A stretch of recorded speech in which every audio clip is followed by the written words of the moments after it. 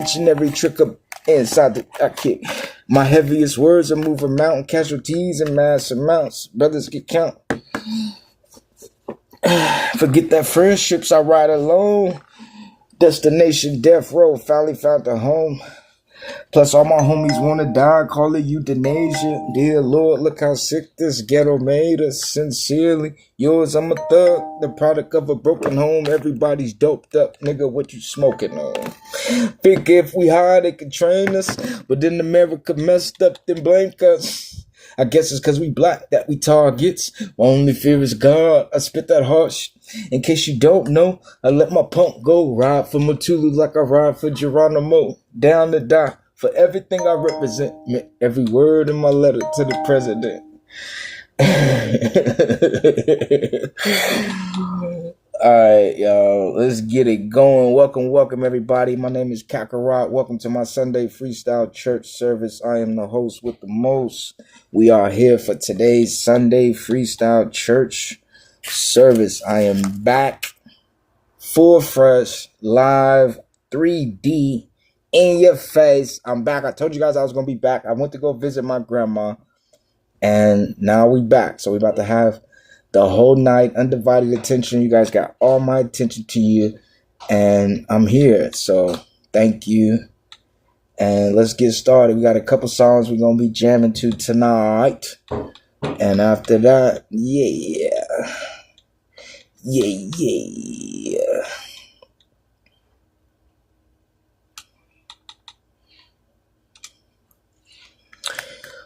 David, the movie. I will not be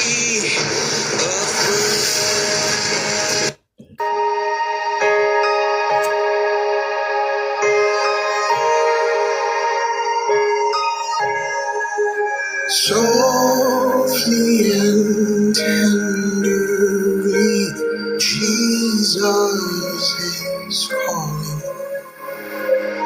calling for you and for me. See on the portals, he's waiting and watching for you and for me.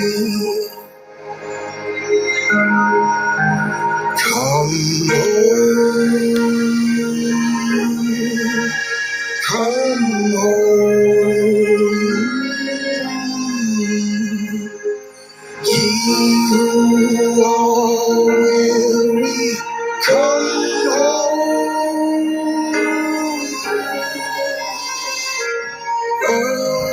Earnestly, tenderly, Jesus is calling, oh sinner, come home. Oh, for the wonderful love he has promised for you and for me.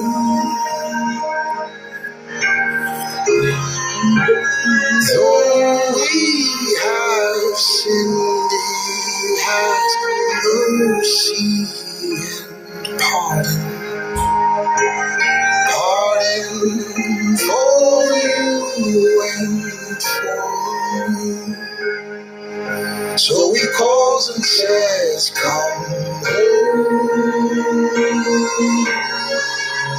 come home. He who are weary, come home.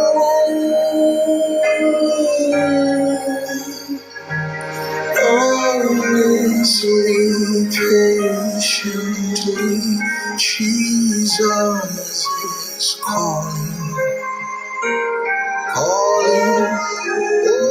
sinner, come home. Come home. Come home. Ye who are weary, come home. Earnestly, tenderly, Jesus is calling, oh sinner, come home.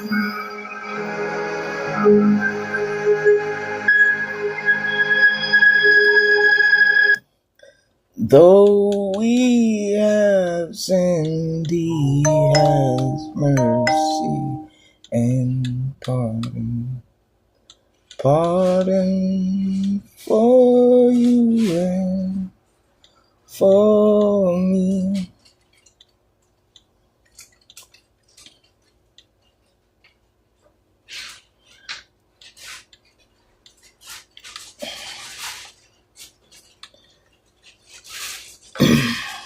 Every St. Jude patient deserves a chance to live their best life. Your support helps St. Jude give. As I travel through this pilgrim, and there is a friend who walks with me. Lead me safely through the same things, and there is a cross of Calvary. This would be my pleasure, Lord, each day to help me through the best I can. For I did not right to let me day and night. Blessed Jesus, hold my hand. Blessed Jesus, hold my hand. Yes, I need thee every hour. Protect me by the saving power. Hear my plea, my feeble plea, oh Lord, you look down on me and blessed Jesus, hold my hand.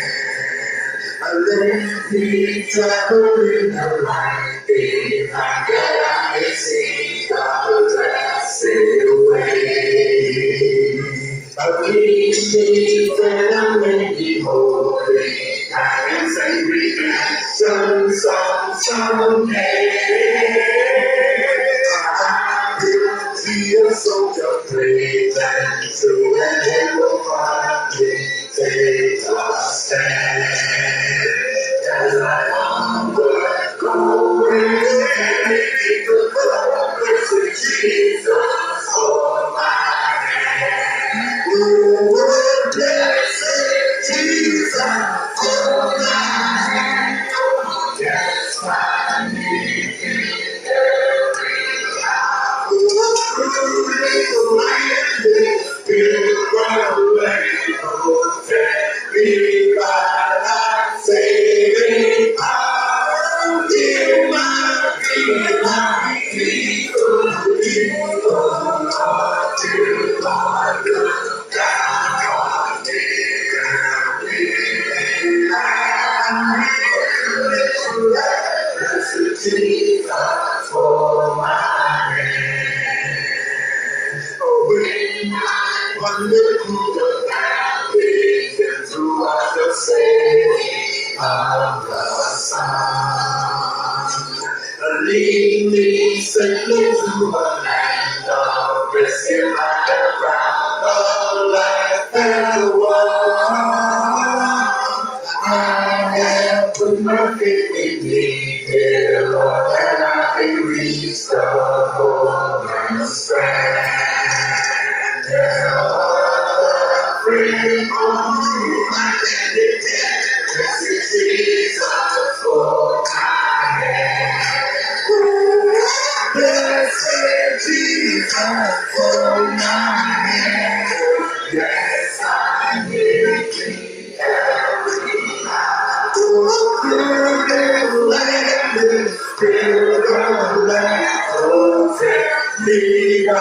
thy saving power. Hear my plea, oh Lord, dear Lord, look down on me.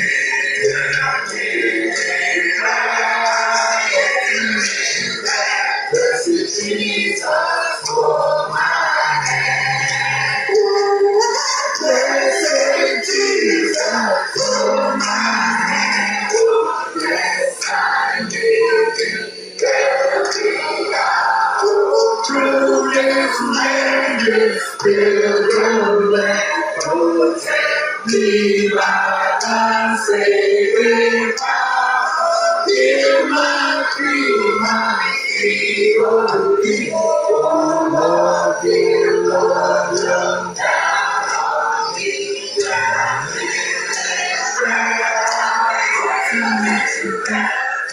Jesus, hold my hand. Y'all funny, man. Y'all, why y'all trying to get on me, man? Trying to sing. I love y'all. God bless you. Why y'all trying to get on me, man? For trying to sing.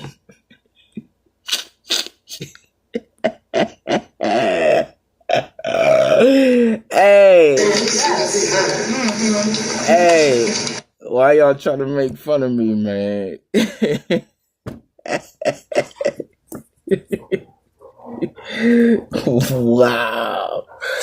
Wow. Hey, I can't clean up the studio.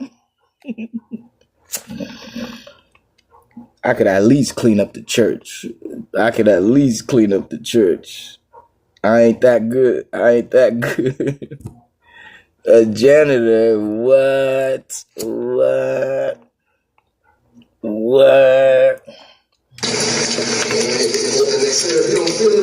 Alright, just sing and be happy.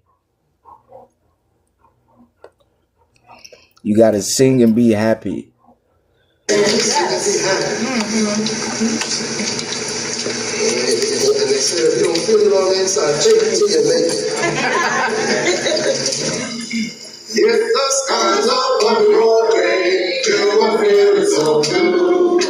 If your cares and burdens seem gray, all the whole day through, there's a silver light that shines in the heavenly land. Look by faith and see, my friend, trust in His promises plan. See, happy, press on to the Lord. Trust in Him who leads the way. He will us forward. Look to Jesus and pray. Lift your voice and praise Him in song. Sing and be happy today. Often we are troubled and tired, sick with sorrow and pain. There are others living in sin, blessed with every day. Stand your courage, we cannot tell what tomorrow may bring. When the dark clouds vanish away, then your truly can sing. Sing and be happy, press on to the Lord. Trust in Him who leads the way. He will no fool. Let the world know where we are. Look to Jesus and pray. Lift your voice and praise Him in song. Sing and be happy today. Often fail to see the rainbow up in heaven's clear sky. When it seems the fortunes are burned, found and past us by. There are things we know that are worth more than silver and gold. If we are and trust in each day, we shall have pleasures untold. Sing and go, be happy, and rest along to the fold. Trust in Him who leads the way. He will no fool. Let go of the way we walk. Look to Jesus and pray.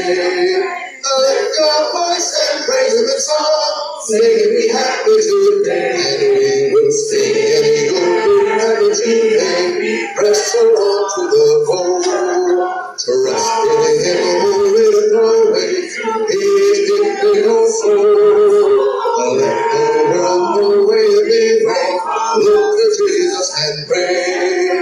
Lift your voice and praise him in song. Sing and be happy today. Amen, amen. Y'all sounded happy with that. Y'all sounded happy on that.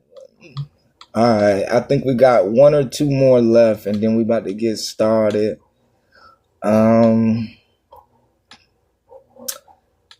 Father, yeah, I hear that. Welcome, man. Welcome all of you. Welcome, everybody. Welcome. We got like two more, brother. Two more songs. And welcome. I made it home. Hope you good. Welcome. We got two more songs.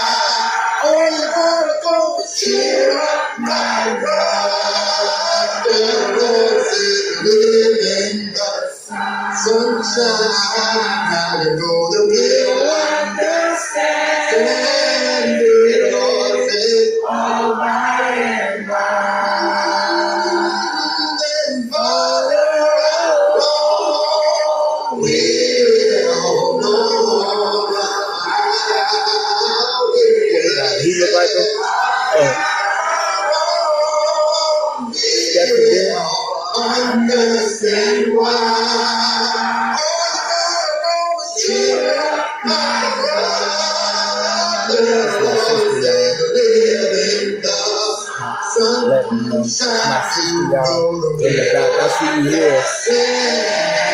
Yeah.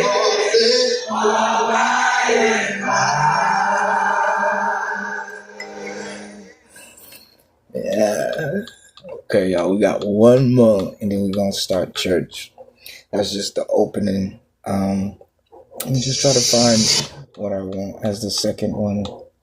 Well, not second, but the last one. But thank you guys for being patient. Thank you guys for being with me. I appreciate it. I got 62 on this one. I can't tell how many on that one. And I'm new on TikTok. I'm new on TikTok, so it jumps up and down. So I got one person that dropped to 0, go to because I'm new. So I'm just trying TikTok. I got YouTube going over here.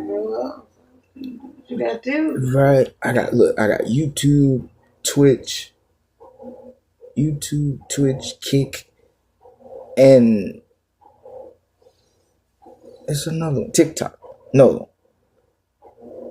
Twitch, Kick, YouTube, Facebook, and it's something else that's on this one. All that one. All that. Why you got all these? What? My blankets? Oh, these. Lotion? Mm-hmm.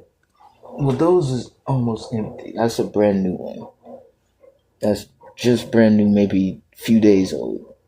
And those are almost like empty.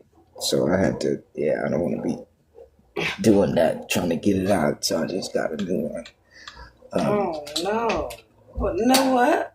Huh? You don't like the what? I didn't want to be doing that. Trying to get it out, squeezing it, hitting it, trying to get it to come out. That didn't look like. No, I'm saying you didn't listen to what I was saying. I said I don't want to be squeezing it, trying to get it out. So that's why I got a new one. So I ain't got to be doing all that. I hate them. You got to hit it and try to get it to come out. That did look a little off, didn't it? That looked a little nasty. But for once, I wasn't trying to be nasty. That boy cry. Look at this. Trying to light it.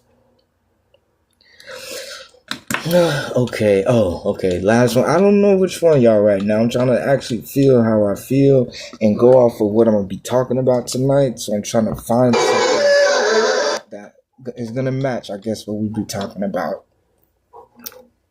And you know what's crazy? I don't know what we're going to be talking about tonight. So, trying to find it. I'll be a friend. I did want to hear this world is not my home. I'm just... Jason's going to lead us in another hymn. Don't you know that I have no friend like you. Oh, Lord,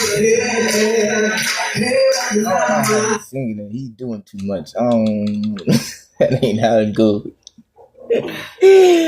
Oh Lord, you know I have no friend like you.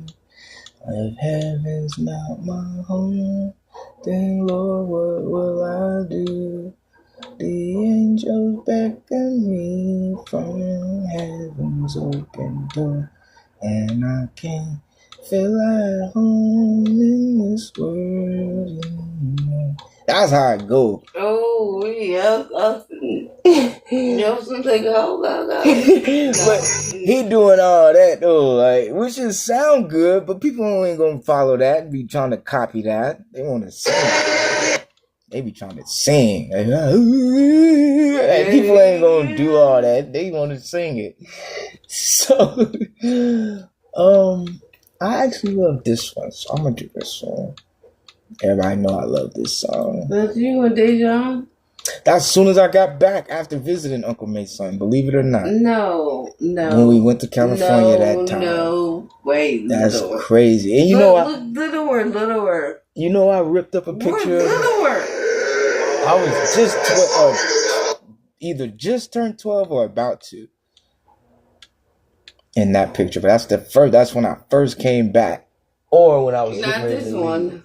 That's when because if I got the LA hat, I got that in California. So yeah, I just got back from there. I didn't take that with me. So, and I just ripped up the picture. Look at my picture with Tyrice.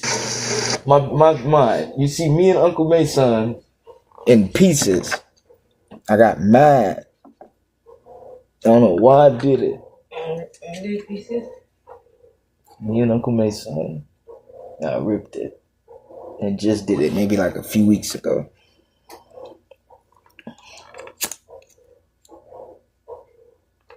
One more, brother. My sister's here with me. My sister's here, bro. So she's in the room chilling. And one more song. It's the last one. Real talk. How long you gonna be up tonight? I ended up, like I said, I'm with my sister, so we was at grandma's house. Then we ended up going grocery shopping. So my schedule, I ended up a little late coming back today. So how long you gonna be? Okay, cool. I just didn't want you up waiting, brother. And then we got with the cell phones. We only got a certain amount of time before they died. So just know it's gonna be from now on until I can, like I say, buy a power source to support all three of these at the same time. It's going to be a little shorter just because they may die. And I don't want that. Okay. Last song. Appreciate you, Brother Bo. Last song. I think I enjoyed like 190, right? You had no 190, was that it? Understand.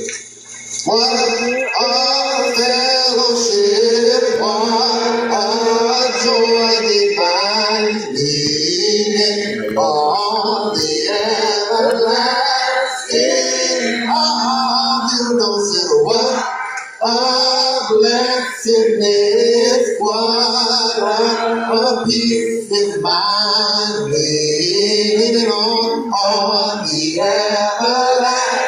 And you know you're leaning on Jesus, and we're leaning on Jesus, and we're safe and secure.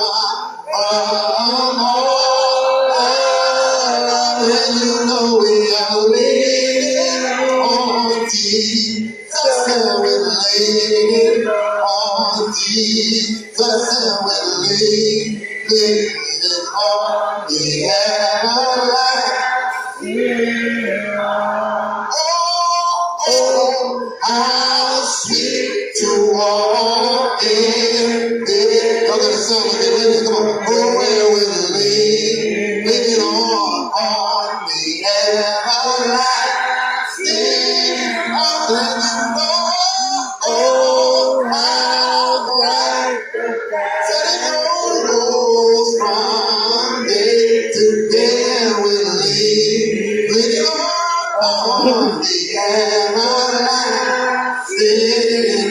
And you know we are leaning, magnify yourself, and you're leaning on Jesus, and we're safe, and secure from all I know. We're leaning on Jesus, and we're leaning on the everlasting. Oh, somebody say, what have I to get? What have I to get? Leaning on the everlasting.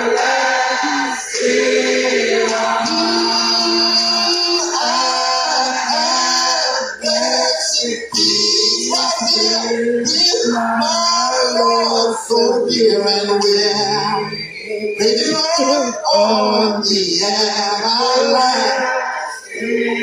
Blessed you know we're leaning on Jesus, and we're leaning. So we say, answer you from all. You ain't got to do it by yourself, leaning on Jesus, we're leaning on Jesus, and we're leaning on on the everlasting. Tell your neighbor that you're leaning on Jesus. Yes, we are leaning on Jesus, and we're safe and secure from all know we're living. we're leaning on Jesus, and we're leaning on the everlasting arms. Amen. I know, P. I know. You heard her voice, felt her hand, got her spirit. I know you did. You caught her ghost. You caught her Holy Ghost. And that's right for you to do that. You good to do that. You supposed to. If you didn't feel it, then where would you be? So that's a good thing you felt it. Now, since you even in church, we doing church, we having church, praise it. You can be in there to yourself. Don't let it go. It came to you for a reason. And I got something for you later. Like I said, to me, it's a surprise. I don't know how you're going to take it, but to me, it's a surprise. Good to go, brother. To me, it's a surprise, sister. So you're going to be all right. But it's how you take it. I don't know. But just get ready for something. To me, you've been waiting for it your whole life. That's what I thought. And surprisingly, you're going to be pretty shocked. You I don't know if you remember or no, you told me about it. So I got a surprise for you. Just hold on. As soon as I finish. But I'm going to be here for a couple hours. But if you still up, watch. I couldn't wait for this. I was going to call you and do it over the phone. But I said no. She want to be in presence in my person. She want to see me. But watch this. You're going to be tripping out. Hopefully. But anyways, okay, you guys. Like I said, I got my sister here. So show your love. And let's see. Welcome, man. This is a wonderful week. I feel like I've been stepping up doing crazy things. Went to see my son. He played basketball. He made his basketball team, high school team. I went to go see him. I bought him some new shoes that he wanted to play in. And, it just felt good as a dad. My responsibility as a father to my son. And, it just felt good to me. So, definitely. And, so.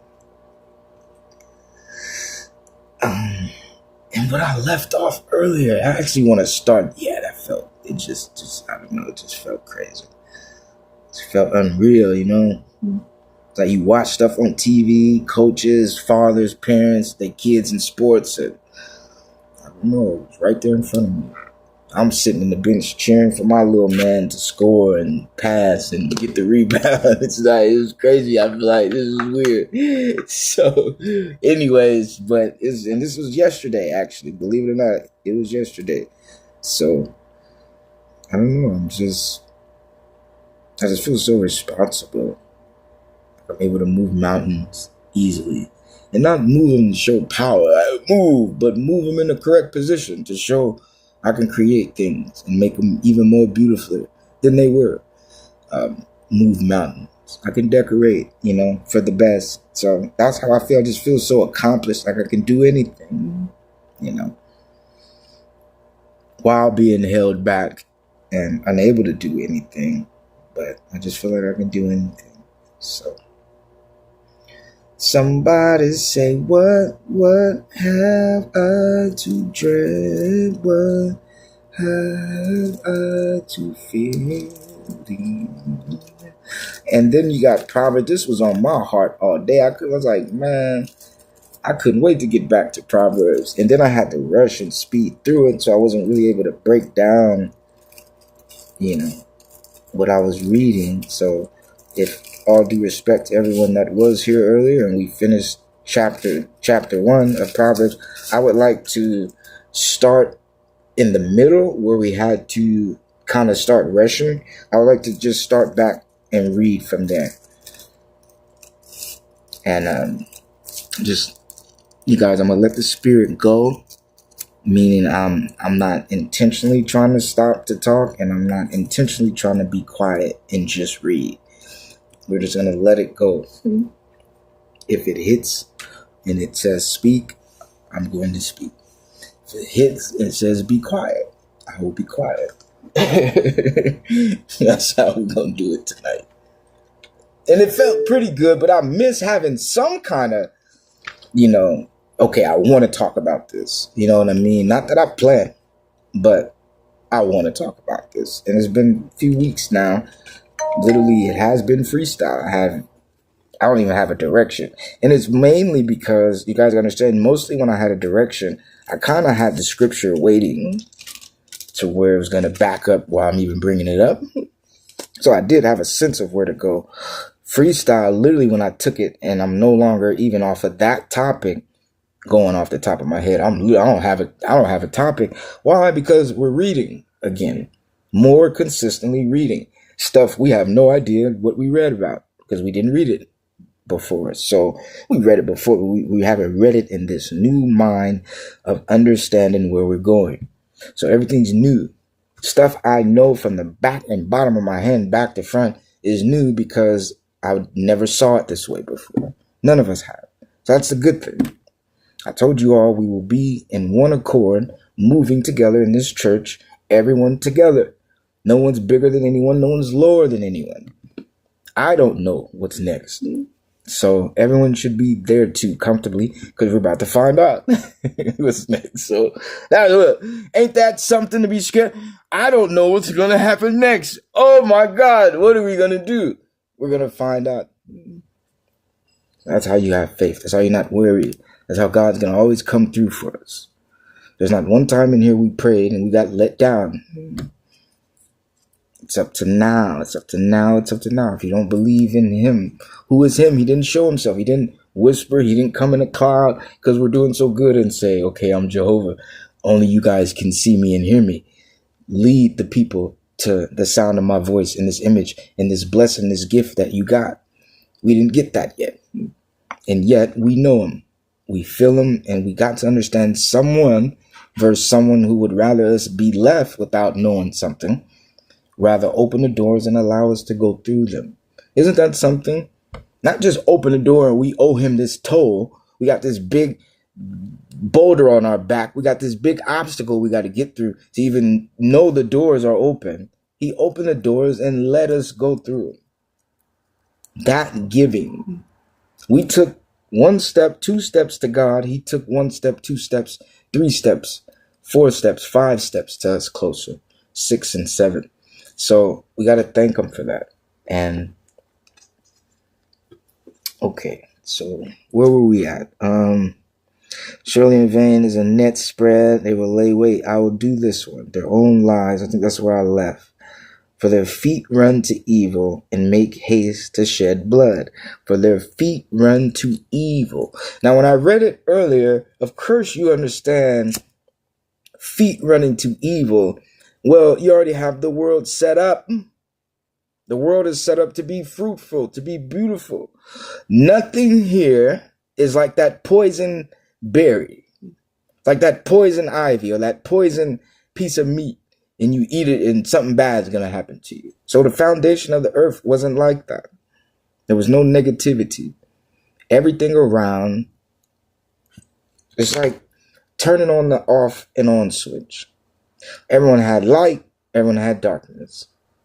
But it was as simple as that. And if the time to be dark was dark, everyone would cut it on dark. If the time of light was to be light, everyone would be light. And you were able to help the next person. So the foundation wasn't meant for bickering and arguing because no one had time for it. Cain killed Abel, but they didn't argue, did they? He showed someone doing something right and something jealous would hate him for it. But there was no argument between the brothers because Abel couldn't argue because he did right. What would he say to his brother? I'm sorry that I listened to God. Don't hate me for it. Like, there was no argument. The argument came from his brother having bitterness. So understand the mind state. Understand your circumstances. Understand your surroundings. Doesn't work like that. In this perfect world, an altercation existed as a problem created for peace that already existed, that we would solve it. I have to now develop a way two people with God will solve it. Now create and conflict a conflict between them that they can't solve it. The dispute will end in violence, death, murder, or them disagreeing with each other. In a world, you go, I listen, I go, you listen. We're going to fix it. We get along good. I respect you, you respect me, and that's it. What exists to not allow this balance? So when it started to say, for their feet run to evil, it's not just to do something bad. That can be, think right now, God is the Almighty God. You do something bad. Would you run away from him? Would you give him counter to what you did bad? And would you say sorry for it? Feet running to evil. That doesn't necessarily mean you had to do something negative. That could be how you accepted it. If I'm a strong person that's supposed to be blessing you as your leader, but instead I run to always insult you instead. Running to evil could be a back out. You knowing to take it to God and apologize, you cower and refuse and hide, and you go live what the devil tells you to do. So for their feet run to evil. Remember, someone good and got a good background is responsible, and he made a mistake.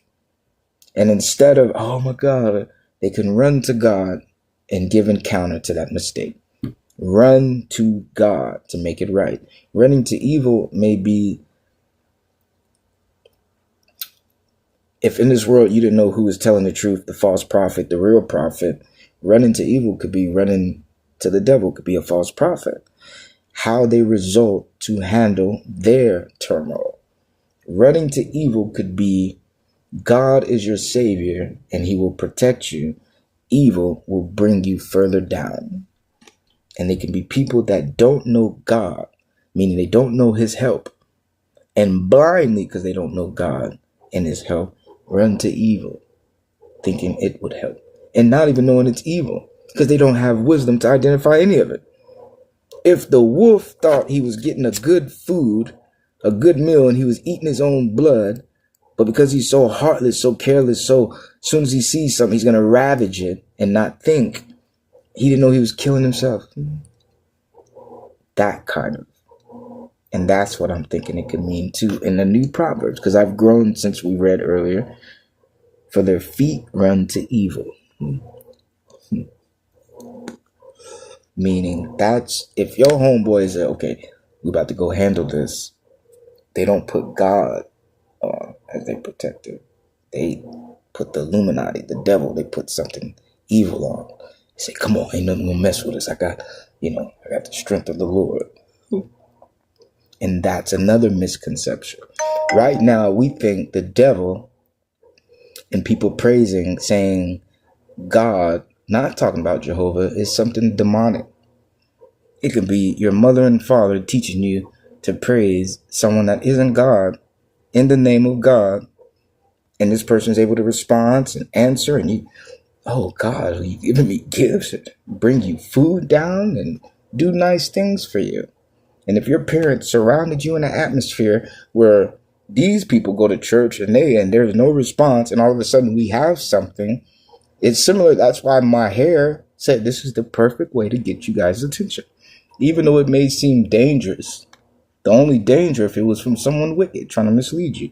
But he put us in the route of someone saying good when we could be being led to something evil. That's how my hair got our attention and said, trust me, I won't do it. When we were used and prone to negative people misleading us. My hair was the biggest gamble we took. And we was proudly willing to die for my hair. Crazy, bro. But I'm starting to think that becomes it. For their feet run to evil, because they're just talking about if someone comes to you and says, let's go do this. If someone comes, let's go hurt this person. Someone comes, let's go take this from someone. So their feet run to evil. After you read that, of course you think he just went and did something bad. But you guys got to understand what happens in the time of need of protection. If your friend sinned against God and disrespected him and left him, who does he pray to from now on? Because he sure doesn't have that phone line to Jehovah anymore. So you got to start thinking that. Because you sit next to them in the car and Jehovah's Spirit's not in the car. Because this guy's praying to now what he's left God. And it's Israel. If all of us are all slaves being exited and God tells us to do something and we misrepresent what he tells us to do, you weren't far away from me. You were right there as close as you can be to me. I knew you. Like I said, that's like your mother and father presenting God to you. And it's not Jehovah. But you don't know nothing. You can only follow what your mother and father are presenting. And who are they to give you something wrong? These are your parents. So you're going to trust them. That's my point. What if they didn't know they were doing it? That becomes the idealism. That's what you got to see. For their feet run to evil. Evil as accountability, you made that decision. But consciously, without knowing, you can be calling on Satan. For their feet run to evil. It's not just their actions. It can also be their meditation, their mentality, their decision making. Influencing you, thinking you're safe because you're with these guys, everyone got a gun, nothing bad's going to happen. The spirit of the devil is what was leading. What up, Corey? I didn't see you, brother. The spirit of the devil is what was leading your four friends. Now think of you now. These are people you love. If the devil's spirit had four of your friends, how would you cast them back out to be free? If you really love them. Or would it be, oh, they made that decision, I got to get away from them because my life's in danger. The devil's over here, God's over here only with me. You leave your friends and go do what you got to do. Would you do something? Just as they were willing to lead you to wickedness, could you not lead them back to good? If their influence was to show you the devil, would have been powerful enough to make your life from now on be in their hands, listening to their influence, and you couldn't make your own decisions anymore because it was that powerful. Them suggesting, how come you couldn't suggest God? It comes deeper. This world to be attacked by demonic forces shows an outlet and a way in a direct will. You can always show God. Think of it. What's the problem of the world?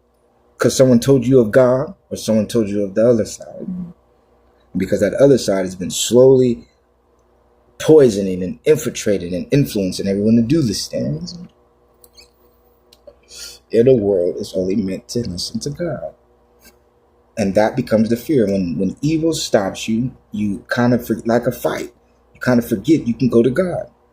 Because you only see what's in front of you at that moment, and there's no options available. So it makes you seem, or it makes that pathway to Jehovah seem like so long you can't make it.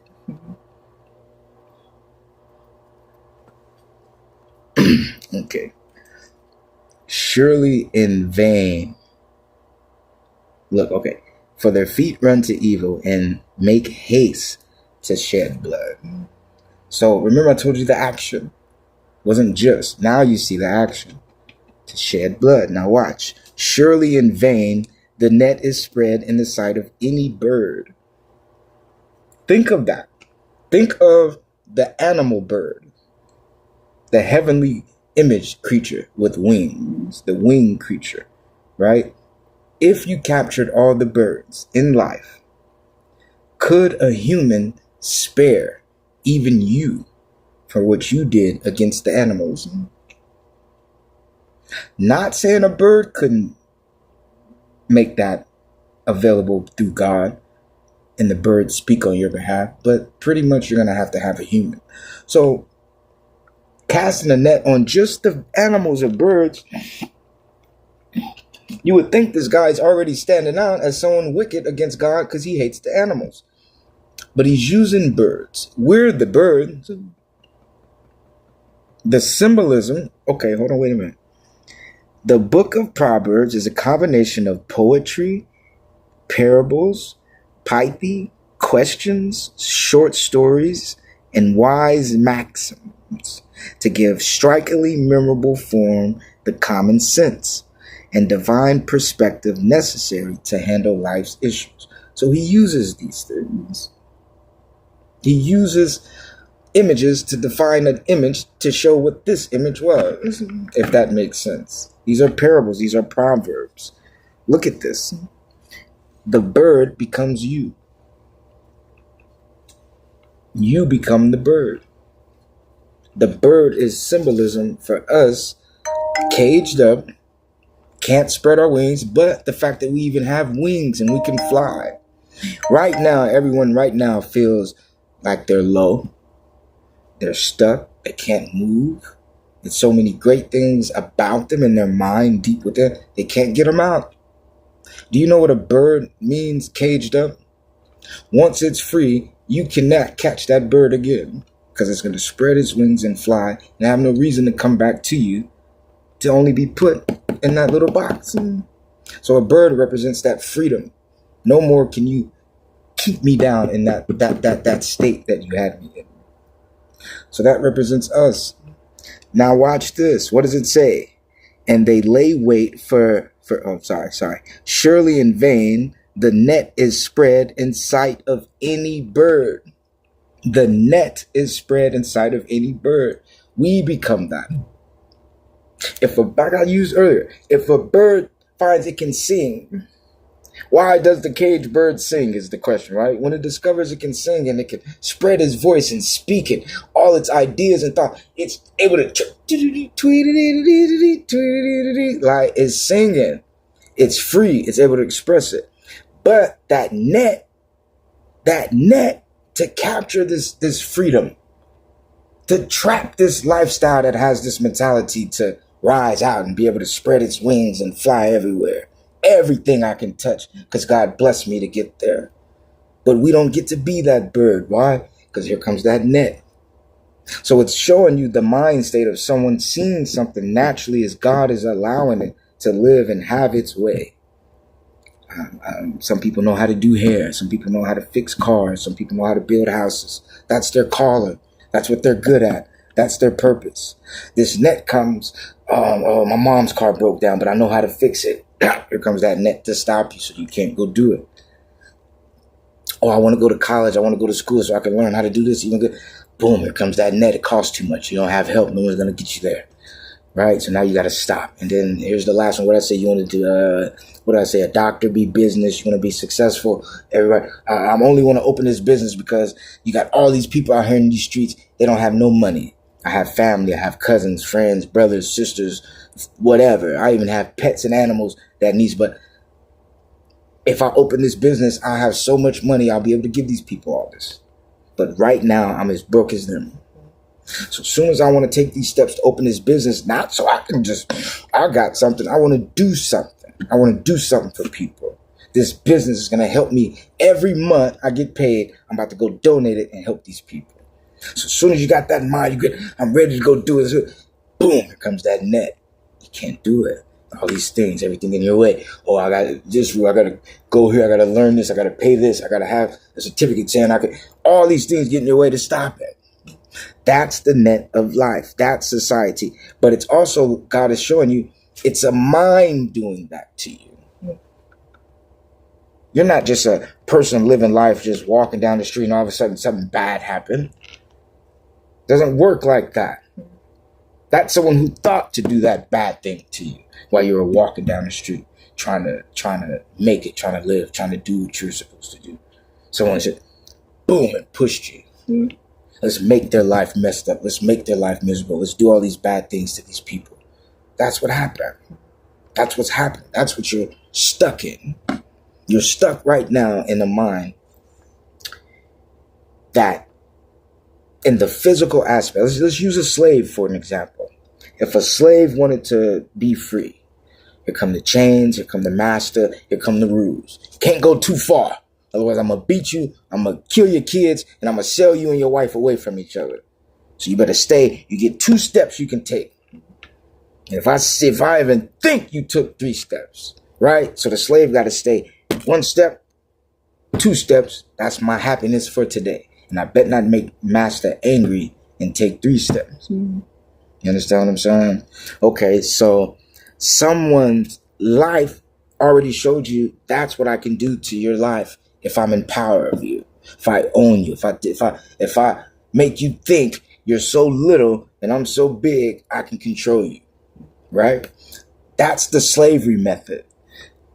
God is trying to show you in life, what does God say? There's a devil out here that wants to hurt you. While I am God that has built everything and want to love you, someone wants to come and make you cry.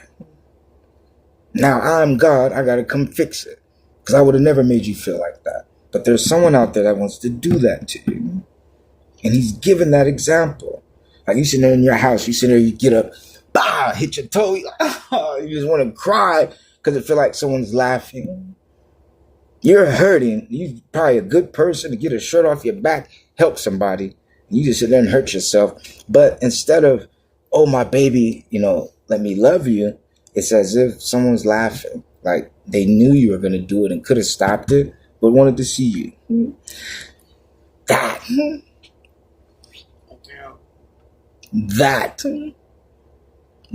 is here. Watch this. Surely in vain the net is spread in the sight of any bird. That's what I thought.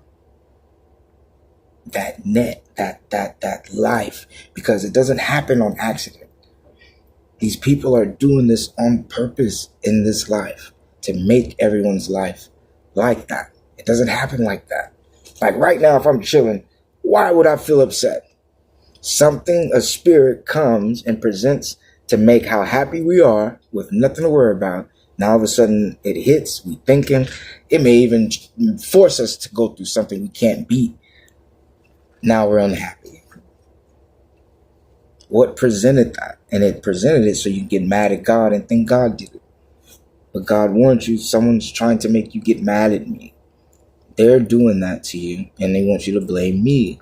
And blaming me, getting mad at me, I'm going to get mad at you. Then we get punished because we got mad at God.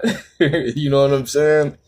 But it's by the hands of something else. None of these things happen in life. None of them happen in life. I just want to tell you guys that. I just want to let you guys know it never happens unless, and that net, surely in vain, the net is spread in the sight of any bird. It just makes it stand out. That net is symbolism for why everyone's in a net in God's life in the first place. How come no one's free to be that bird? Why is everyone caught? And he's given the leeway, the route, and why. And they lay wait for their own blood. Think about that. Now this stood out too. When it said their own blood, of course it made me think themselves. It made me think deeper. Blood, okay, your family, but I thought their own blood. They put themselves in so many stupid things, they'll die in it. It'll cause their death. They'll get killed in their plot. So, of course, their own blood, but then it made me think their own blood. Their children, their family, their mother, their father, grandma, grandpa, they'll put them in danger as well. And not in danger specifically saying someone's after them.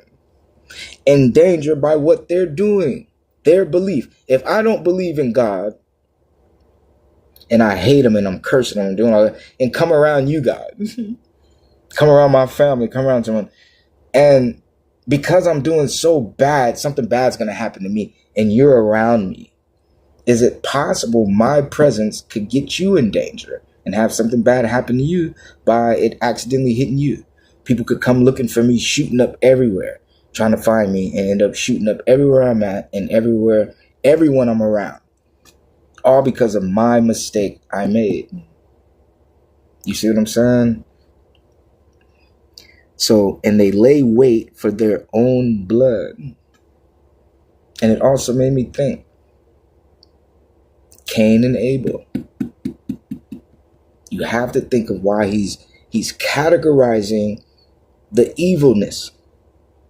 And you gotta get the foundation. These are someone, he said, your homie's gonna say, hey, come on, let's do it. So imagine in the beginning of the world, two brothers only supposed to obey God and do what's right with God. One brother had the thought to kill his other brother. Imagine the world with the influence of these people, and they come and get Cain and say, let's go kill Abel. You got a group of people that influenced him this time, not just his own influence. So when it says they lie wait for their own blood, you got to get Cain.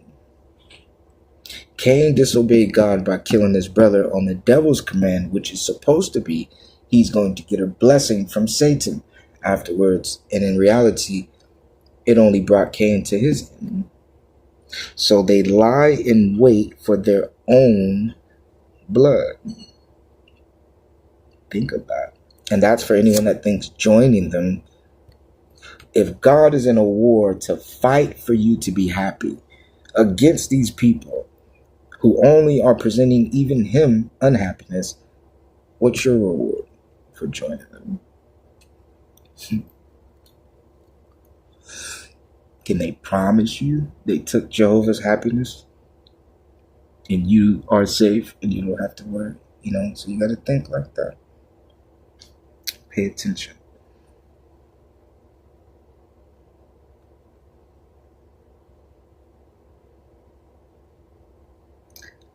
They lurk privily for their own lives.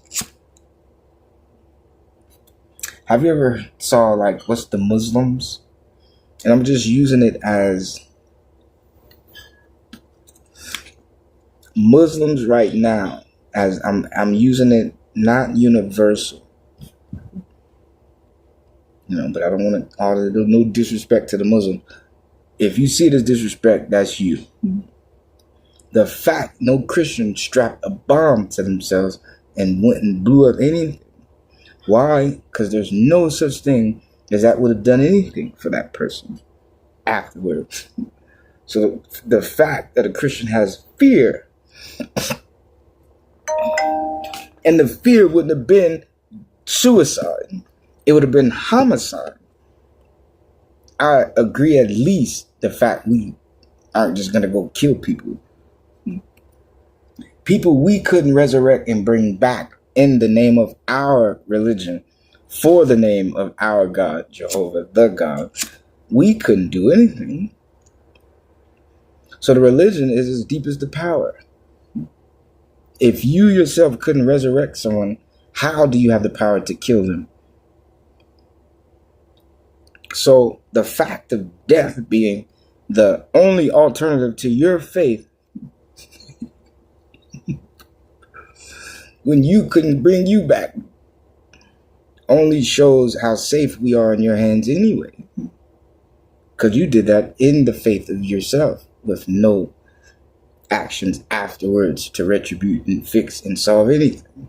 The issue is you blew up everything. Case closed. No blessing, no light, no holiness about it. No Allah. It was murder. It was a terrorist attack. People died. The cheer that you've done something for your religion is only because you survived as a whole, back to the whole unit, to say we did this in our name, caused death of someone innocent. That probably would have said no to you knocking on their door, trying to get them to come in. So the fact someone is going to strap a bomb to themselves and walk openly in a crowd of people and detonate it, killing themselves and everyone around, think of that. Think of it. It says their own lives. And it just made me think in an ultimate way. I'm using the Bible. That still doesn't denounce God's name. Whether it's Allah to them or Jehovah to us. God to us. That doesn't denounce its... This is what I love the most. If you're supposed to obey your God and follow their command, what makes you so quick to war with someone else? If the problem in life is war, murder, death, slaying, rape, violence, harassment, fights, verbal assault, slander, humiliation, all these things. You don't have to physically hurt someone to hurt someone. You don't have to physically hit someone to make them feel bad. So they give their own lives. And in the ultimate sacrifice for the Creator, these people strapped bombs and detonated, killing everyone around, including themselves. Where you have no chance to see, call, or feel God because He's killed you. With no time, peace. And if you're innocent like you clearly were, how come you didn't get the call? Even if they came as that prophet in the name of Allah, where was your chance to make right? And even be known aware that was going to happen. So God has no care in Muslim. No care of your concern. Your state of well-being. What you need next. For He sent someone in belief that they were so high, holy, and exalted, it could kill you with no conclusion, question, or answer for you. How is that religion? How is that God? And how is that chosen to be? So, that's all.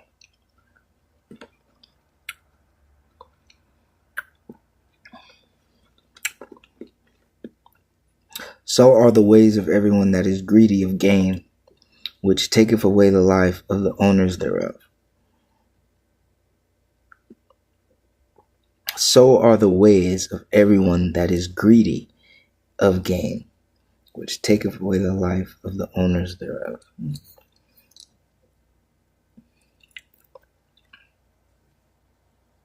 So, in this life, I give you one, you give me one back.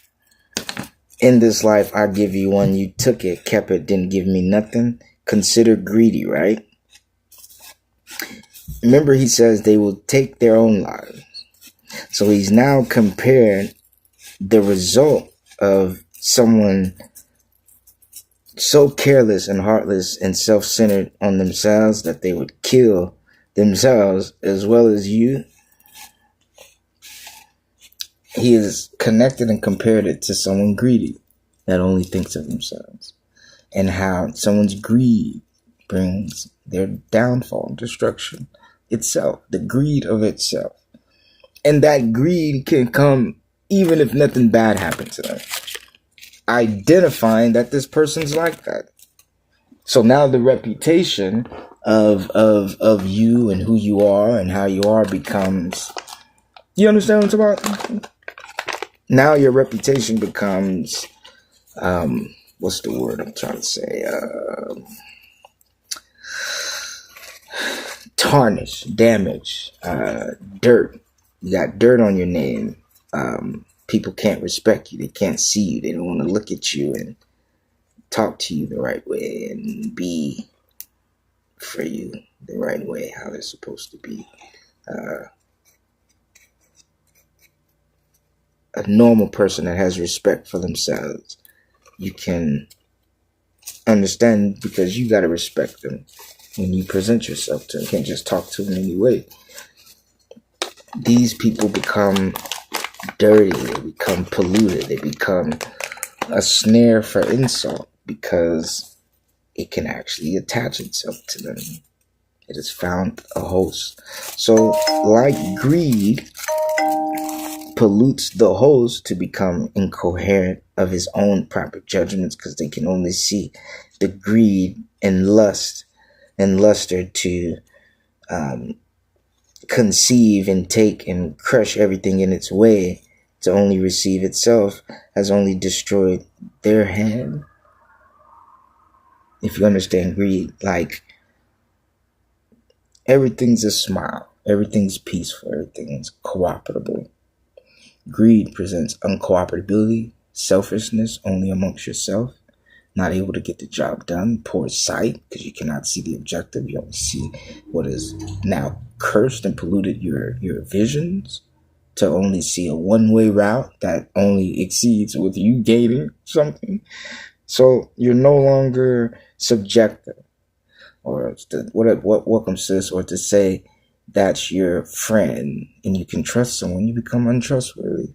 In this world, the closest thing you can have is someone's back. You are someone I cannot trust. So you become that. And that's not fair. Is that what you want? Is that what you become? But that's what greed itself presents to a life. That you see, no matter who they was greedy on and got over, the worst pain comes when the realization is amongst themselves that that's who they are and that's what they are. And if that's now their new alias and atmosphere, people see them as a greedy person. It's worse than how many people you got over, because your effectiveness, and you got to think, in this life of CPR, a human being can blow in your mouth their oxygen, and you dying on the way of death, their breath from their lungs blowing in you can bring you back to life. And now look at you. Look at your emergency. Look at your urgency. Look at what, to say a good man and they deserve to not die, and I'm going to help. Greed now takes away that. You know, have you ever seen someone that did something so bad be about to die, and it's a decision to help that person or not? That hesitation presents itself. It has nothing to do with whether, because the good person sit there and it hit and they have to at least decide. Now think, the good person may never say, nope, I'm going to kill him. But they go through those few seconds where it presents both opportunities. Leave this person, let them go, or go save them. And they have to make the decision. But my point is, the good person that never thought to leave the person anyway is faced with the consequences of the greedy man's attributes, an atmosphere that now his surroundings now become your effectiveness to make the decision. And that naturally hits on its own. It naturally goes, is this person worth it?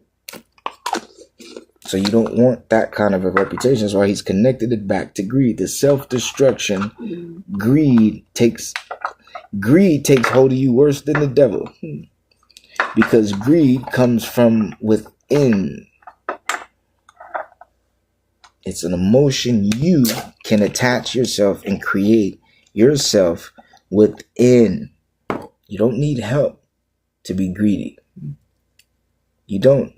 So it's a little different than, that's why he attached evil and the downfall of wickedness and evil. He's attached it to greed. And he's trying to show how someone who did something so evil, his fall and destruction, his punishment is going to be the same as someone who was greedy. So God connecting evil to greed shows evil and greed aren't connected.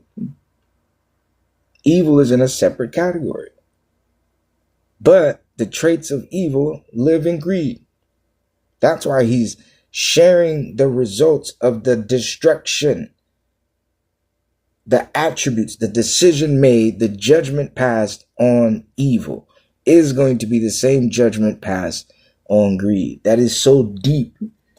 Greedy people fall to their own greed. Being so greedy and you get fed it, you are so full you can't continue, you can't eat it. Your greed will destroy you. If someone gave you what you asked for, you couldn't take it and handle it because you were so greedy. So your own greed brings your own downfall. He has connected evil, how people do evil and wicked and try to do bad things and hurt you. He's connected the same results to what's going to happen to them as to someone who is greedy. That is so deep. That's beautiful. And you would understand that because greed takes care of itself. The person doesn't even understand they did it to themselves. And he's saying evil will be as someone who was greedy. That's the punishment of measures they will encounter and receive back to them. That's so deep. I love that. That is deep. But the connection between evil and greedy, it's a thin line separating it. Actually, it's almost like a thick line. Like you couldn't get past it. But the connection, that's deep, you guys. You got to think about that. Why? Because someone evil is only going to be greedy to do the evil to you. That need, that urgency, that greediness to hurt you and always present this and do that to you will destroy them as greed destroys someone only thinking of themselves. As it always does. Isn't that funny? No one has to, and you can't beat someone up greedy. Have you noticed that? It's like no actual punch that can hit a greedy person and really tell how it feels and, you know, how it made you upset, mad, and made you feel made, and they need to stop. You can't really hit them because it only makes, you know what I'm saying? It's like the fat. It's like they go get it, they go get more. Like, you know, it's like, you know, so there's that's why.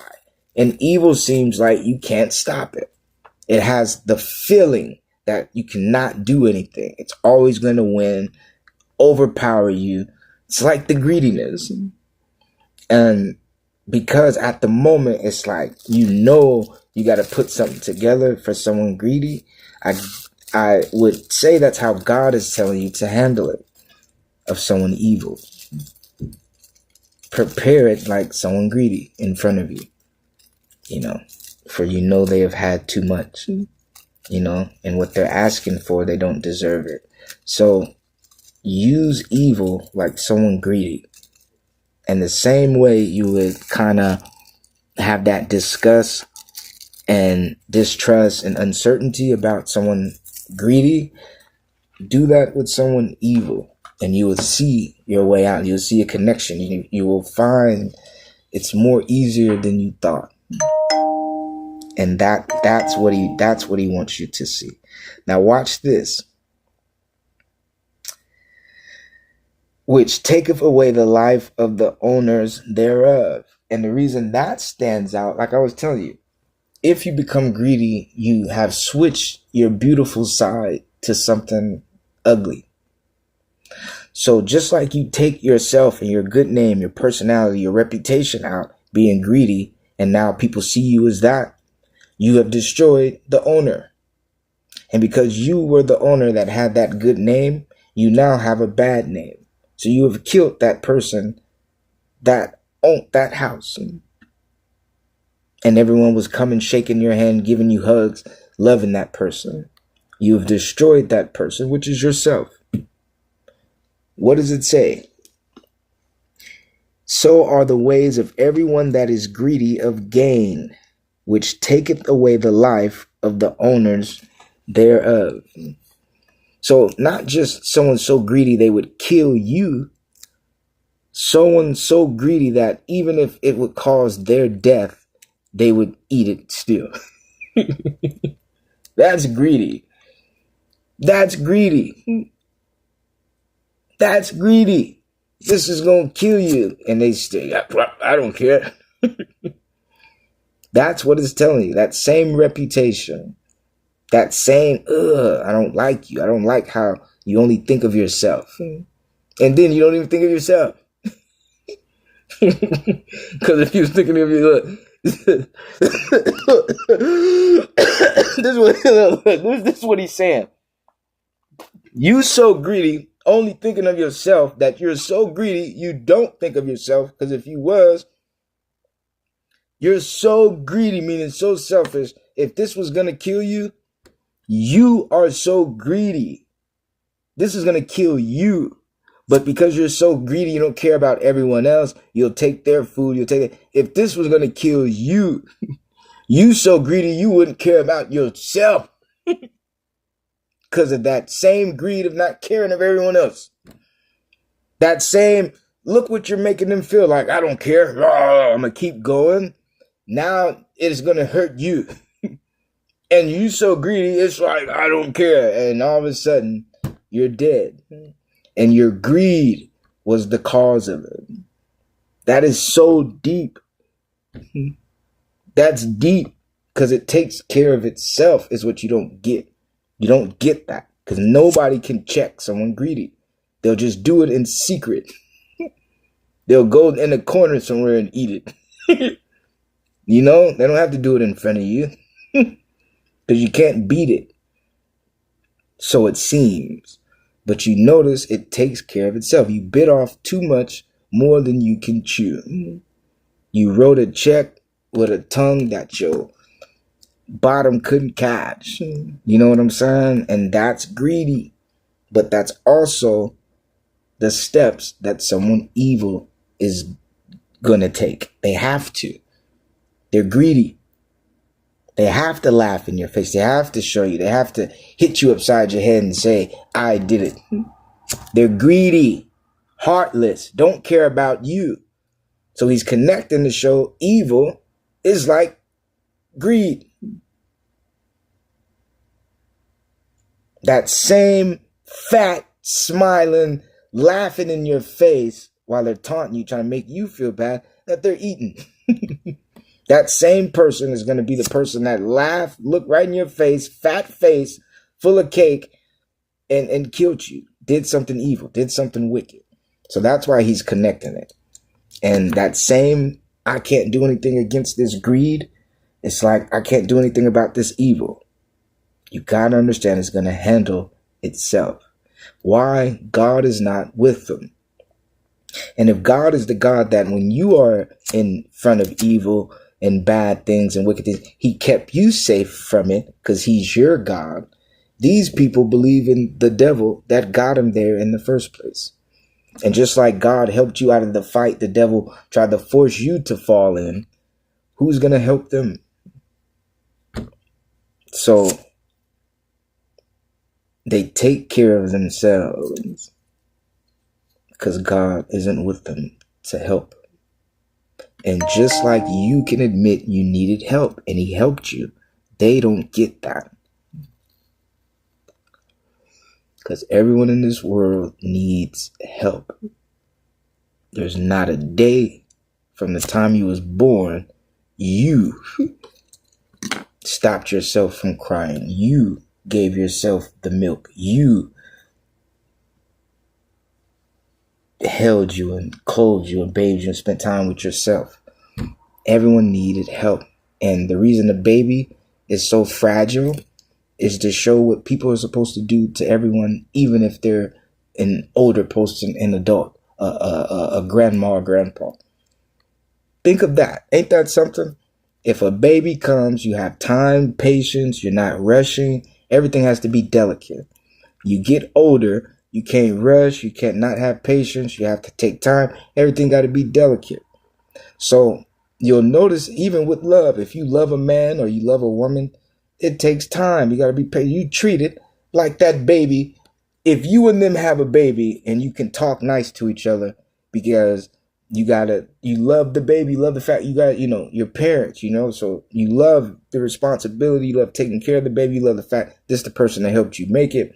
But you notice it brings a new attention, even to you, that you got to be a certain way to each other. It never stops because that same love that you take care of that baby, that's your son or that's your daughter, you do that to your mother. You give the same to your dad.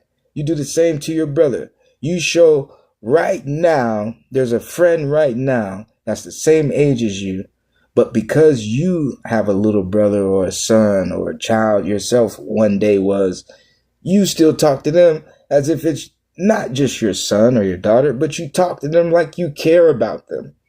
What they need, who they are, what they're going through is your concern. And you're going to do everything you can to help. It never stops. The baby was just your lesson of how to care for something other than yourself. The reality was everyone around you needs that. Everybody needs it.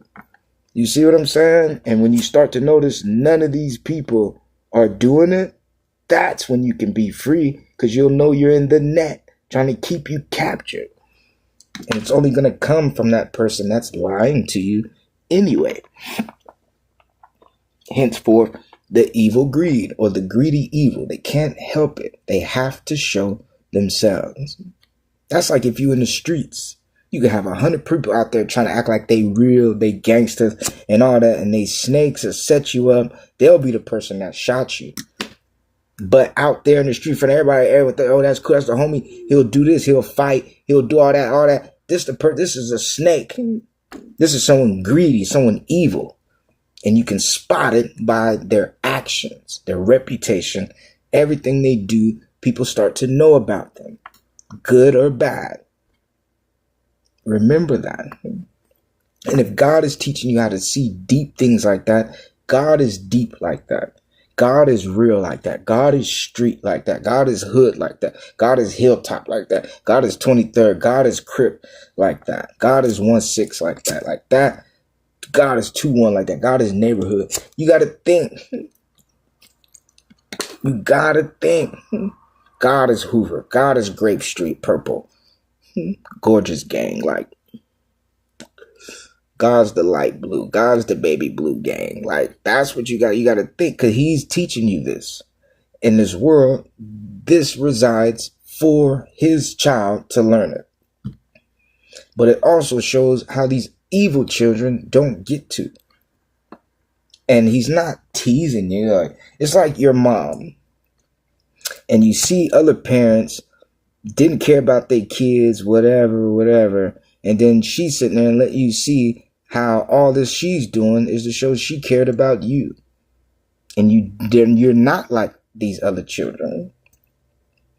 I don't care if they got a mom like you got a mom. They're not doing what I'm doing. And you know that. Well, God is showing you these other children. And yeah, you may make a mistake like them, but what's the difference when they make a mistake and they didn't got their parents, even if they got them, but their parents don't care? Versus when you had a mother or a father or a grandma or a grandpa that cared enough to check you and keep you in line. That's God talking to you in the same world.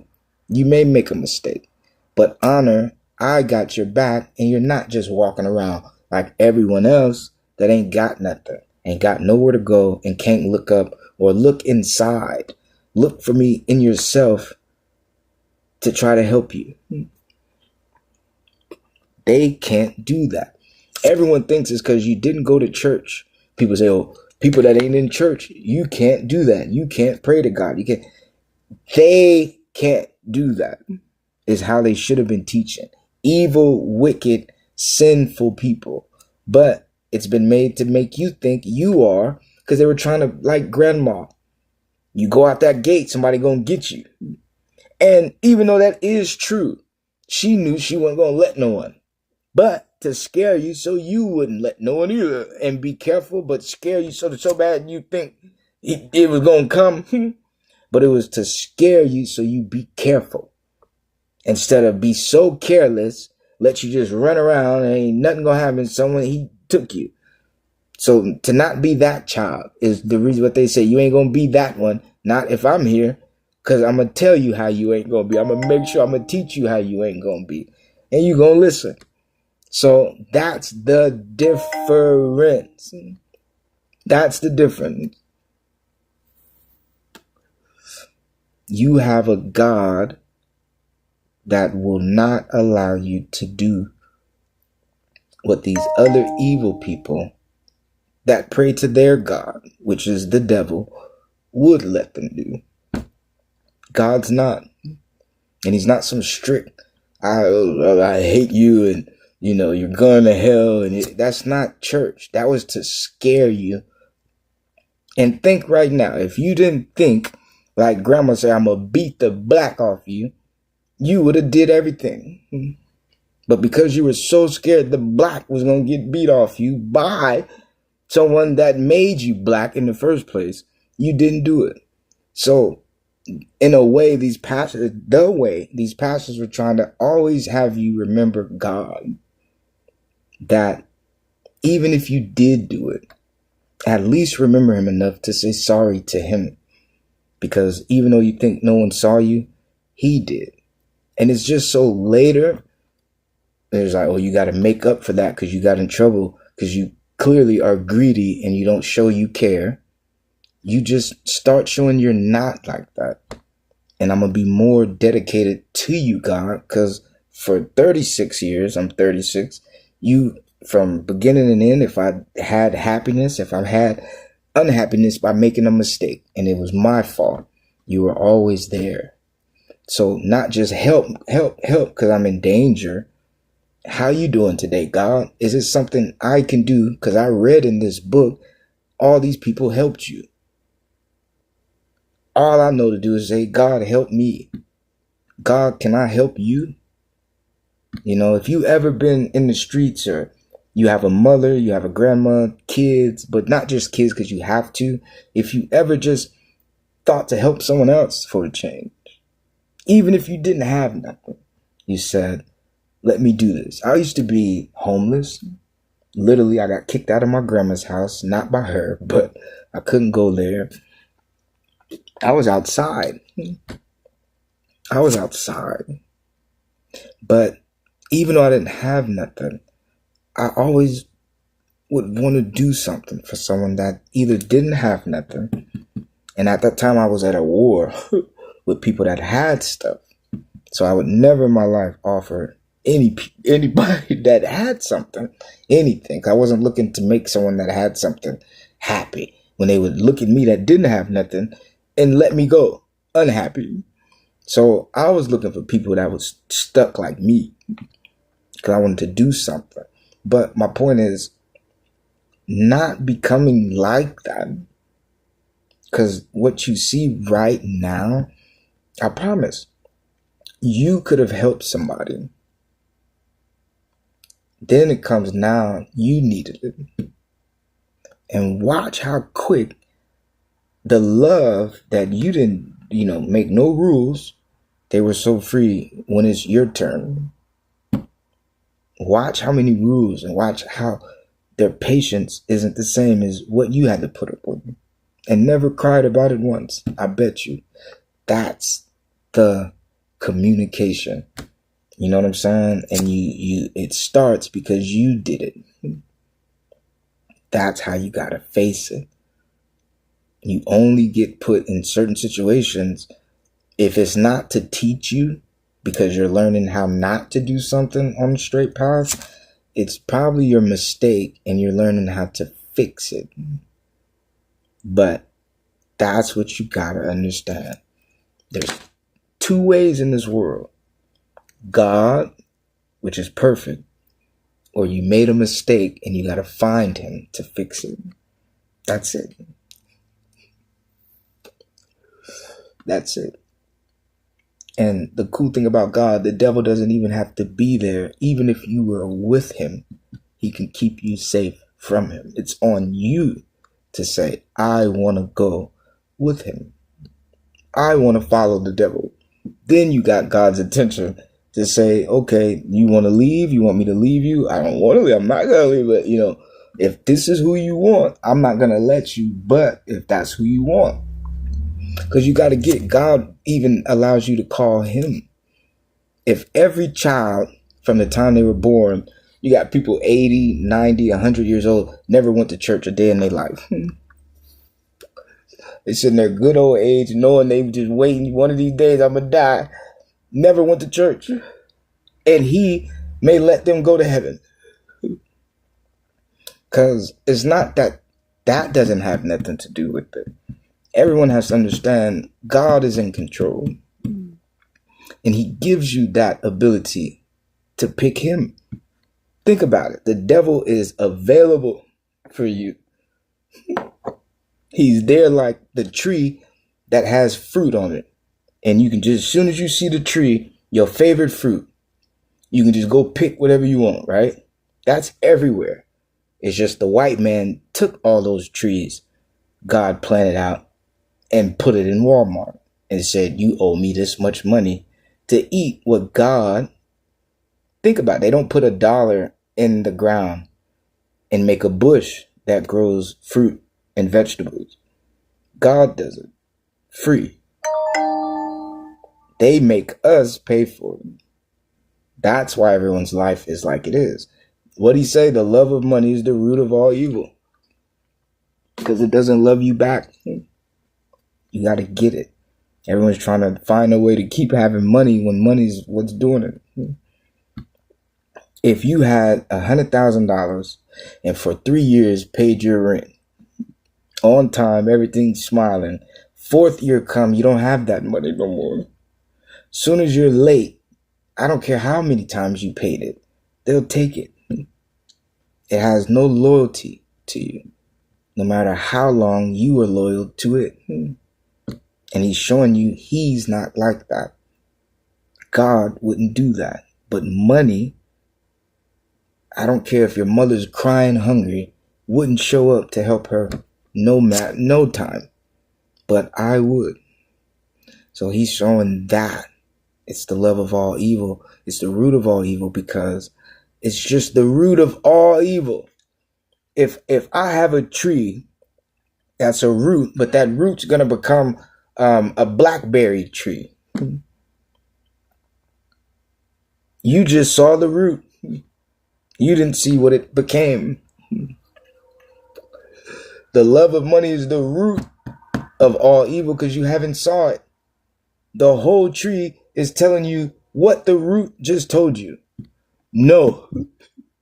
Think of it. God gave it to you free. Money comes in, and because you don't have it, you can't have it. So it tells you no. It's a way to say no in front of your face. It's like the slave. I can't keep my eye on everyone. So I have to have my power to show built by America. And no matter what the day is, I always have, whether you can have it or not. And remember, back in the day, it was cotton. You pick cotton, you got to eat. You pick cotton, you got to have a shower. You pick cotton, if you were sick, you got to go see the doctor to get medicine. That was what you had to do.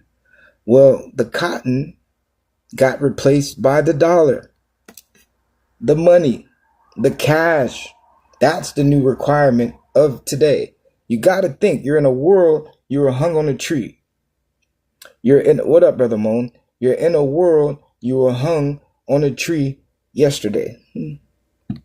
All you did was be born and wake up in the same place these people were in that tree yesterday. You live today.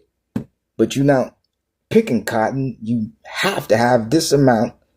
Remember, it's an amount. The cotton wasn't a certain amount you had to have to pass through for today. If you don't have this certain amount of hour in America, God we trust, our face on it, you don't get to do this. It's the money. He replaced it with the devil, he replaced it with the money. The root of all evil, as the slave telling you no in the day. The money is in the replace because the all-seeing eye is watching, because he couldn't see everything today, nor could he see everything back then. So to have his eye on you at all times, always making your life hard, it's the dollar. You always have to have his printed. He didn't grow it. It doesn't just happen. It doesn't because you're a good person, you get money. They print it. They're making our lives this piece of paper, just like it was cotton. You got to think, when we're all dead And we are now the history book that we ignore and don't want to see how important this black person or these black people in this time and they're trying to survive and was able to write something for you to read. You're going to see how important it is if you try to leave something behind. And Aaron said, I don't want to see 89. I don't want to see 70. I don't want to see the 60s. I want to see right now, and you get forgotten. That's going to hurt because you feel you did something so big that would change.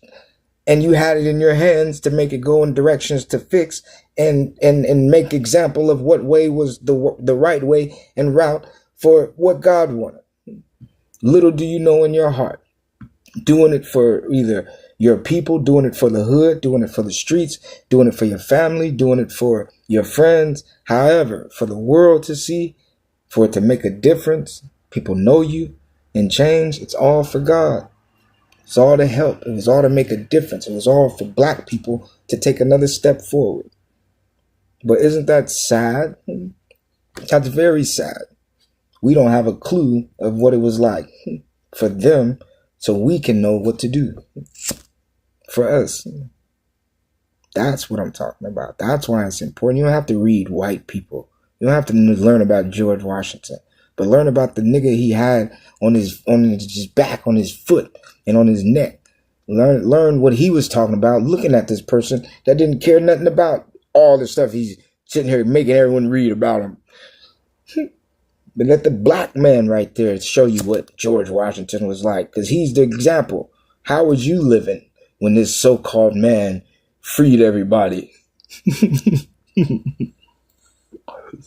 That's what you do. Now you got knowledge from him himself.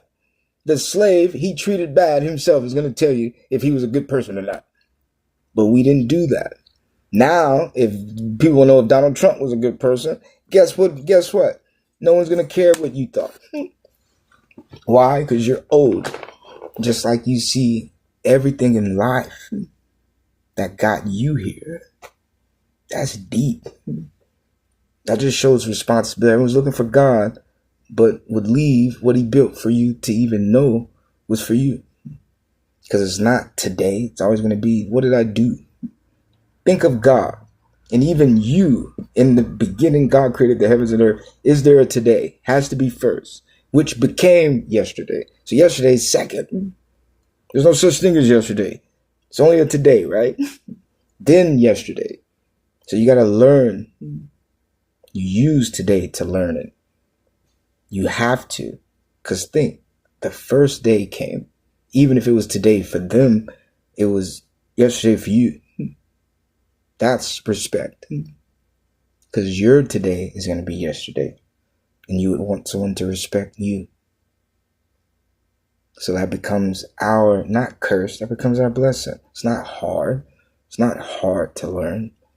But don't just run. You may be reading about a nigga that sold them out. And because it's so deep, he was there.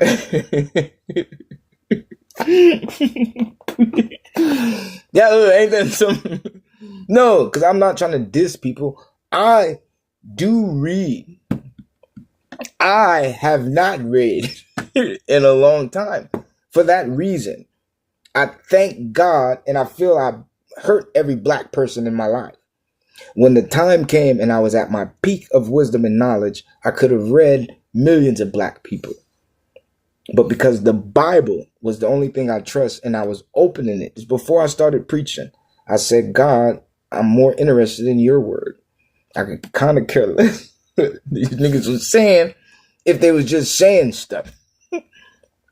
If it came from you with them and touched them to say something that is meant for me, this mind that was open, read yours.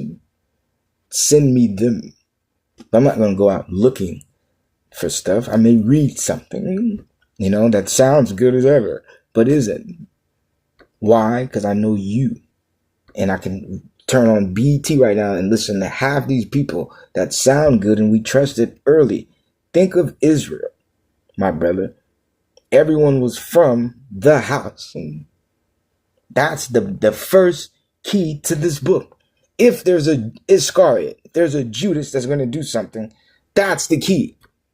There is no outside Israel. They're outside. Otherwise, there wouldn't be no kingdom to fear. They're not with God already.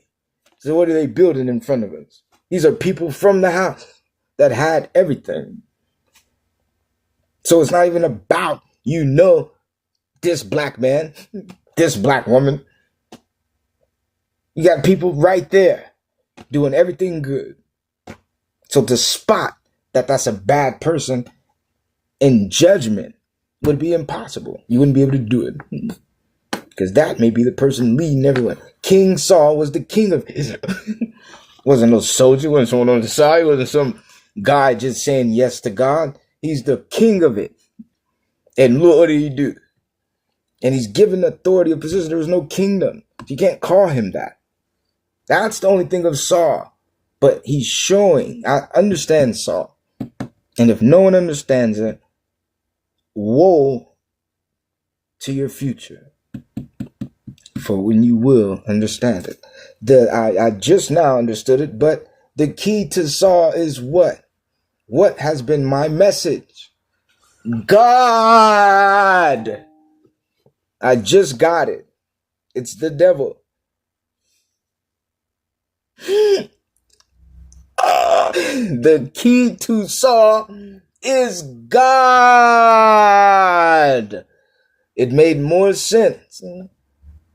It makes more sense. The king of who? Without a shadow of a doubt, all knees that was from God, exiting from Moses, bowed to who? King Saul as what? Their ruler, their king, and their leader. Period. First and foremost, did he need to do anything? He was praised, loved, and adored. Period. Now, who do we know of Saul? What did he do? Fast rewind. Backwards. Loved, praised, and was able to adore this individual in charge, put in position, and was given by God. He didn't pick it on his own. He didn't rise. He didn't say, I'm this guy and going to do it. He was put in this position to be this for you. What did he do? Later on. But for now, how beautiful was he that everyone praised him? It makes sense. In Proverbs, this comes out this way because we just asked for knowledge, elaboration, understanding. Look at this. If you believe in him, we didn't know any of this. So Kakarot, because I'm that good. I wasn't this good 5 minutes ago. I didn't know it. This is the beauty of life. Your pastor, who's going to know everything in life, he prays and hopes. I dedicate, I will. I'm going to do it. Didn't know any. How good or high, low, how should you feel? Is not knowing a problem.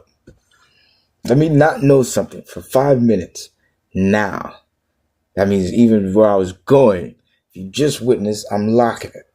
So now you just have Kakarot. It just so happened he may be good or whatever, carry a little tune with his communication. I'm locked away. Everywhere I was just going, because I had it, is gone. Is there a problem? I ask anyone. If someone came in and all of a sudden I'm locked away and I'm where is he at? And they just see me here. They're going to, is there a problem? Not knowing. That's what you do. You do an example for yourself, Bill. Don't be afraid of it.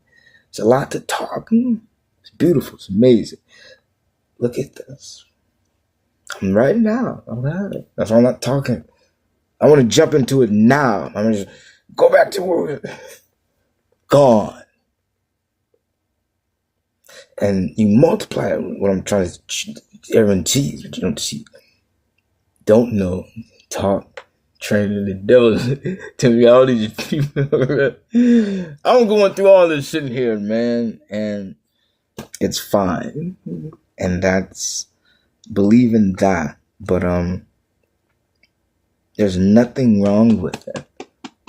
You must ask. But let's get back to that, at least. King Saul, yes. And willing to allow him to be the leader until we can say King Saul was the most evilest person, but he's the first king. There's no such thing as a kingdom. The first man to open bowed down to someone higher than you, from you, not some stranger. He got that. It's only to show something. Someone's like that. But what is the key? Where did they come from? They came from, again, that's my point. And you would have never knew he was going to do that. That's it. So I could never trust until, because look at your judgment. Look at you aware of someone wrong. And your mom kill you, you know? You was on point, you was looking. And look at the direction it came from. You know what I'm saying? Like, that's what I'm talking about. Like, it's so, you know, think of that. Now, isn't that something? God, I didn't even know how to protect myself. I taught you how to pray for protection. Now I'm stuck because now something else. It's not something else. It's what you asked. You're getting deeper to find it. Now there's a new door you didn't even know it was there to open. So that could be what was attacking the whole time. There's a door in front of you. You understand what I'm defining in front of you? There was a door these people went through to get to you. That until wisdom told you to even look. You didn't even know that. Right now, it's as if you can be attacked because you don't have it to put it together. At this time, you're just not thinking to defend yourself this way. How are you to blame? So you got to think of his patience. Think of the objective. You can't find it. You don't know. What's so wrong with not knowing? But it's deep. You can be stuck. Just after today in church, turn it off, everything. Something happened. You don't know. So again, fear. Don't allow it to overpower because you don't know for the moment, for the time. Think of it. It's what you ask. Everyone asks God a question that everyone's sitting there getting ready to live for the answer. Think of that. And he's doing it. And look how deep just, I'm this. He isn't. Would you think of that? Do you get that?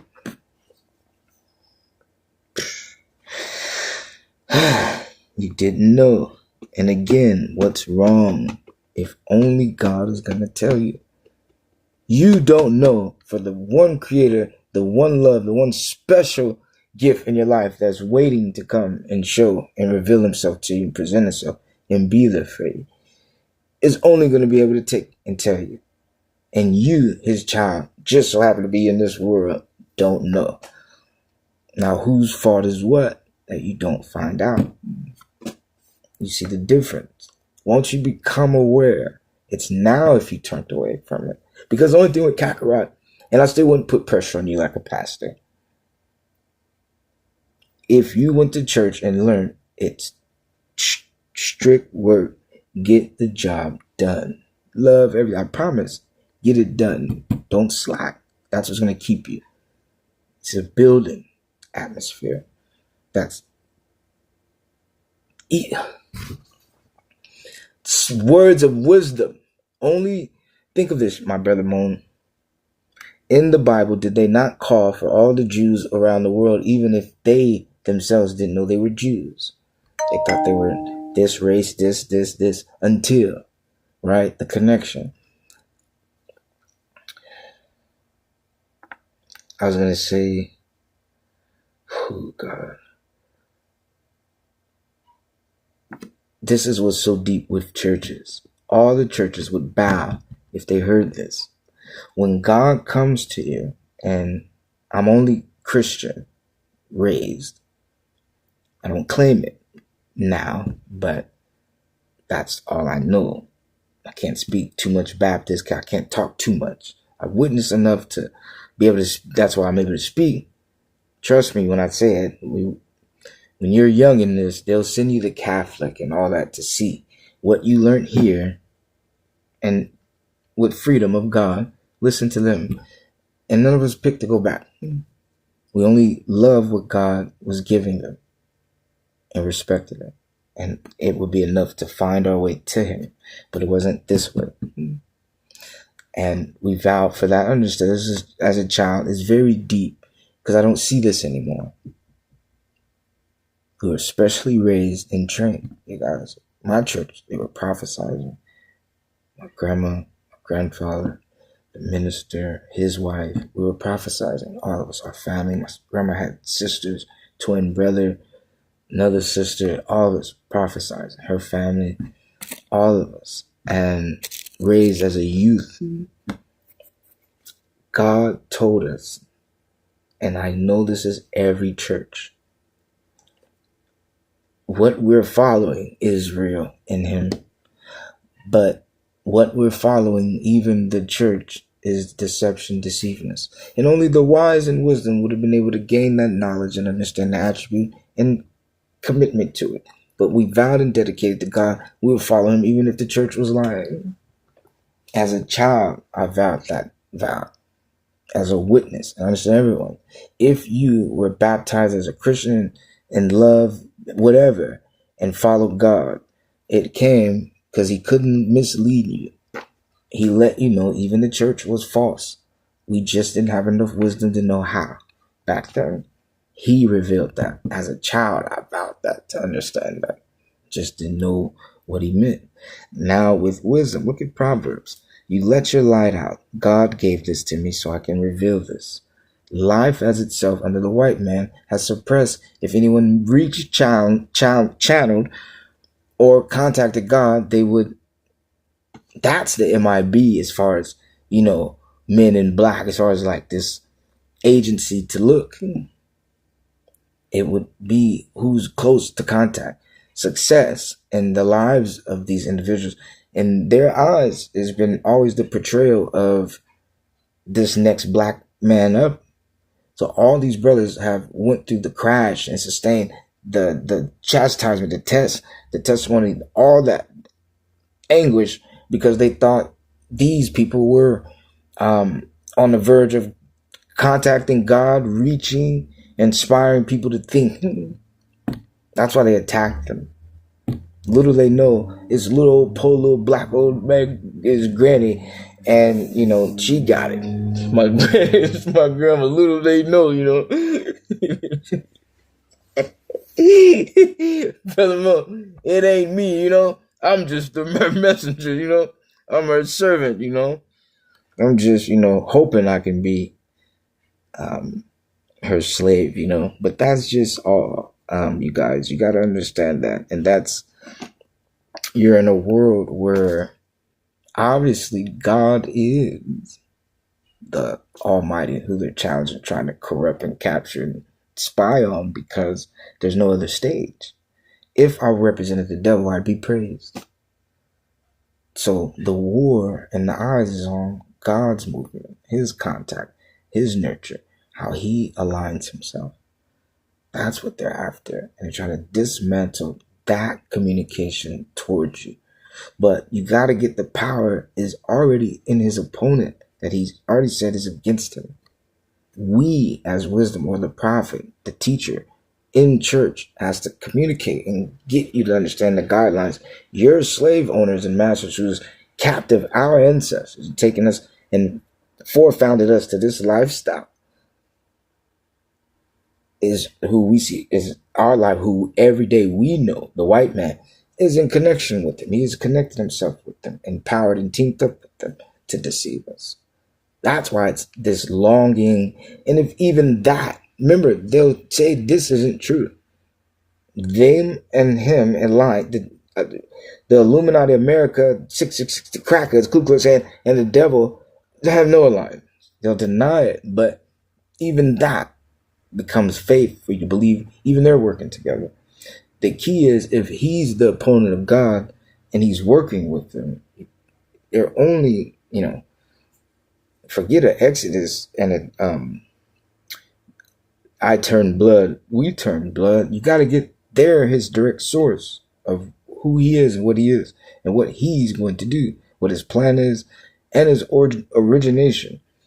Our only background is deep. It is God. Our foundation is Adam and Eve. Our foundation is Adam and Eve. For in the history, only one child was born. That was through her. The opposite child was given for the devil. The foundation of that is just and as such.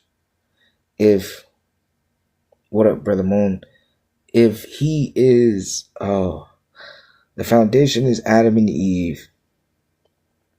For they bared one child of God, holy, one child that represented Satan's son. And if you see the foundation is of such that, oh, please let me find it.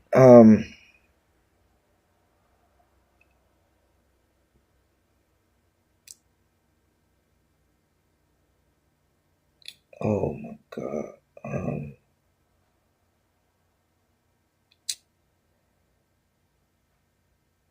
I'm sorry, you guys. Oh, this is such as oh my God, it's right there. Oh, shoot, I'm so sorry, you guys. I just want to just say never mind, leave it, but and I gotta let these go. You guys gotta start letting me get these out because there's so many locks, and I'm already locking myself, which is never I ever complain. I'd actually, if I couldn't remember from my lock, I'd just let it go. But the devil, for some reason, wants to try to, force me. Oh, you don't care about God if you can't remember and stuff. So, yeah. But if you guys, when I'm doing it, instead of me panicking because I can't remember, let me, relax. Because it's not helping. I'm straining myself with pressure that my audience is going to leave and not. So, let me relax.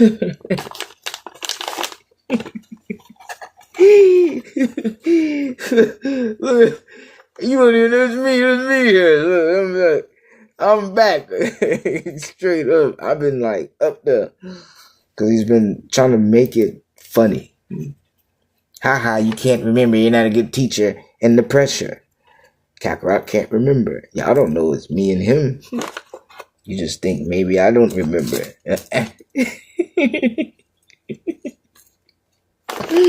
Impossible. Because I'm already trying to forget. Nah. You got to think about it. Even if I forgot, my brain that's already teaching would have to continue to go where it was going. It's not that I forgot. Think about it. I'm teaching you. Even if I couldn't remember the words I was going to say, what was I saying? I'd say it in a different way. Just wouldn't have hit that way. Why is it gone? Use your head. I didn't forget. Think of that. Because I got wise with even your memory. Because I'm locking myself so much. I don't even know how to tap my own memory. It's not like that. I didn't forget. Think of that. Why is the whole topic something that's no? I just, you guys, I'd have been and just rerouted it. But the whole thing is gone. That I don't even remember where I was at. Think of that. I smoke weed. No, that's what I'm gonna use as my defense. To say there's no way I could forget. I'm here high. So they were like, oh, the weed makes you forget things. So I knew that. So I smoked it intentionally for that. Hoping it made me forget things. Make it even stronger when I speak. Because I want to speak from my heart. I really want to speak from there. And I want it to come from there. Not my memory. So that's all. So they try to take the whole atmosphere of what I was saying. But it be false, like you're getting raped. It's not even that you forgot. It's like they try to force you. Try to take you somewhere.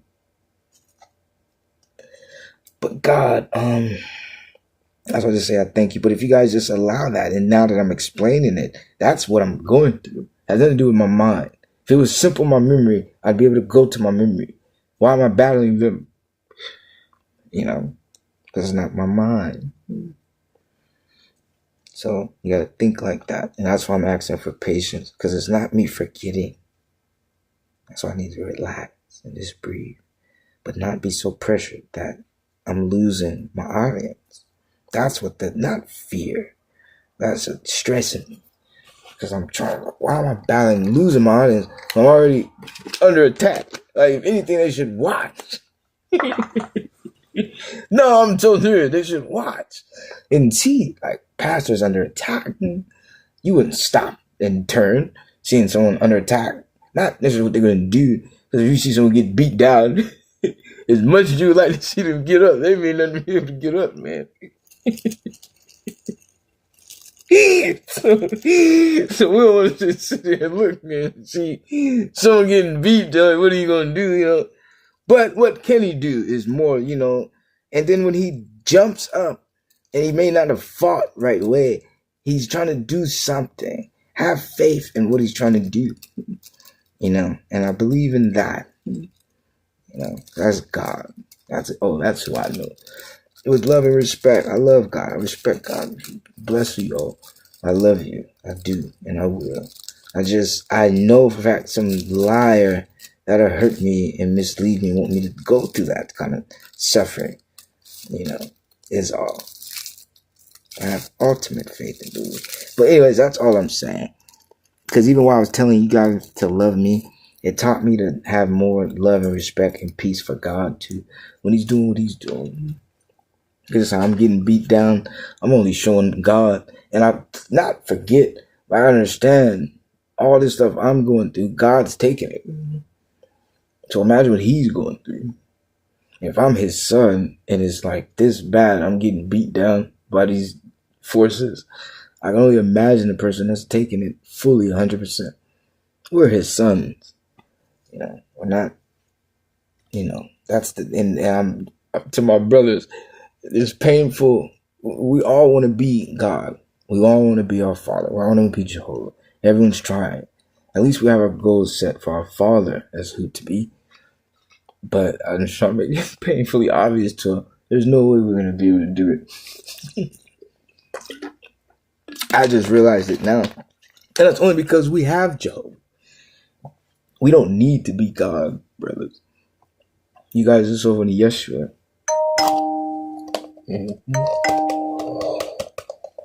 See, I don't have a soundboard. My sound come perfect. My stuff be coming perfect. I don't even look. This is the Holy Church show, y'all. Like, this is so real. Because my sounds come in at the perfect time. I would say something like, ding, ding, ding. I'll be like, oh, man. Bomb. God knows how real my show is. And imagine, I sit here and preach and do a sound. Everybody like, and there'd be like 300 people. Because I'll slap the hell. Look, I know. That would make me not get it. I said, let 400 people start coming to my show because I got this stuff. I'm going to throw it in front of everybody, watch it, and break it.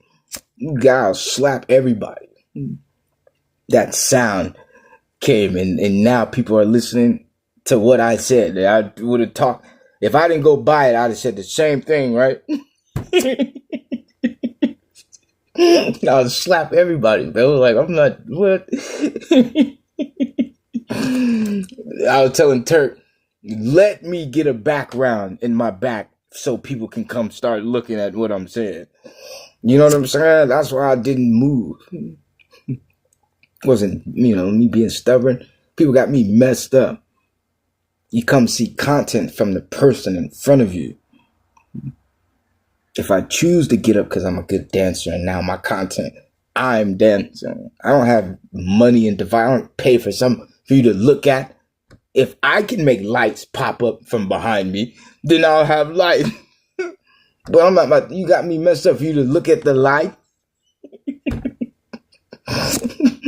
I got 50 new people because of my light. So I'm like, I sat right here. Like, you guys got me messed up. This is content. It's what you can do. I'm trying to save everyone's life. If everyone say, I don't have the knowledge and will and the ability these 2 years to save your life, stop coming here. Officially, I'm going to say it. Don't come no more. But for the people that do believe I can do it, break bread won't I? I will. And it's just, I've learned to have the knowledge to save your life. Will I save it like Yeshua? Or will I save it like you and I both came with that as our problem? What are we going to do about that? Is what we are sad. We have enough faith to know Jesus is going to do that. Even I don't have to. But what's our issue? So yes, I could save your life. And the funny thing about the 400, whose life am I trying to save?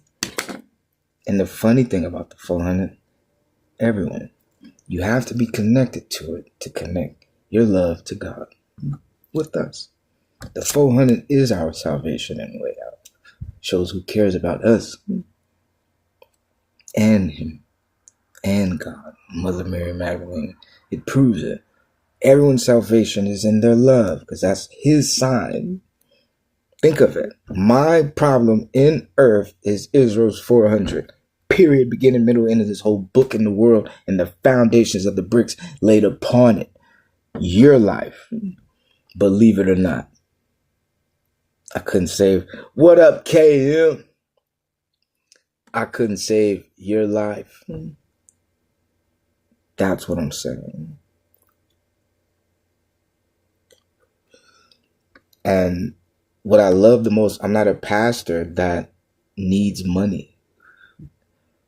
I'm not a pastor that, oh, he got so big and all of a sudden he don't know him. Think of it. I'm the pastor that still sits here. But I never changed. You guys, like, think of that. And not, you guys got to think. It could go high and I got beans and I'm like that. Now, as everyone's example, it went low. Now, did I go low? Think of it. I could go high. I could beans and all that. And did I go high with it? Now, it went low for Kakarot. Did I go low? You know what I mean? Like, you know what I'm saying? Hey, no beans now. So, my nigga, 2 beans now. But look at me smiling, still happy, still cool. On my own, it went low for me. Look, y'all, wait. It's not this, look. I can smile. Watch this. Watch this. We about to go fight somebody. See if I'm smiling, right? It went low for me. Look. It's like,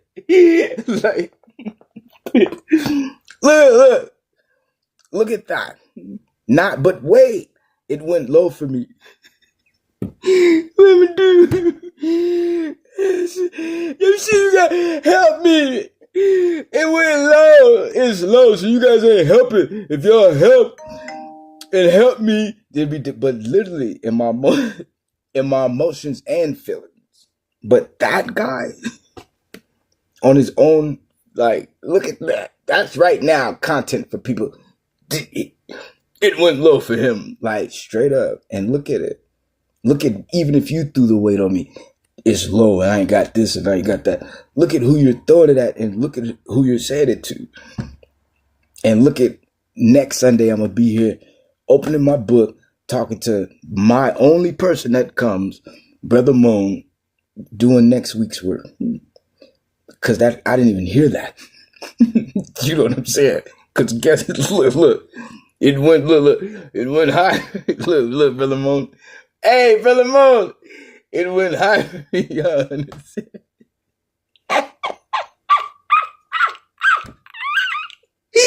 Hey,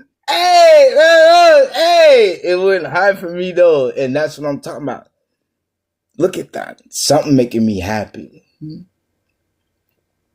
And because of the worth of why I'm so happy, I only expect maybe that was worth people show it, but I still got it. I'm still that happy.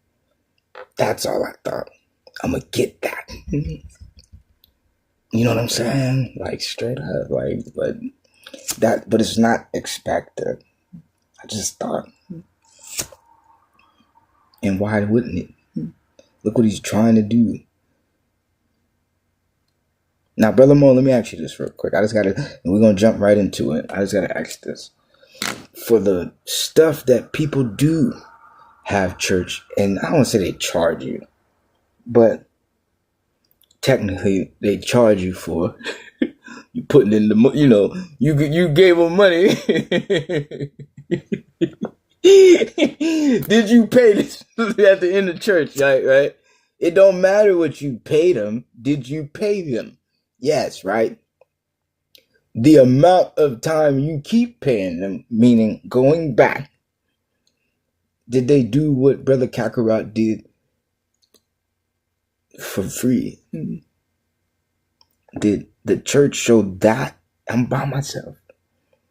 We don't have endorsements. We don't have these connections. I can't get you St. Jude Children's Hospital to, send you nothing.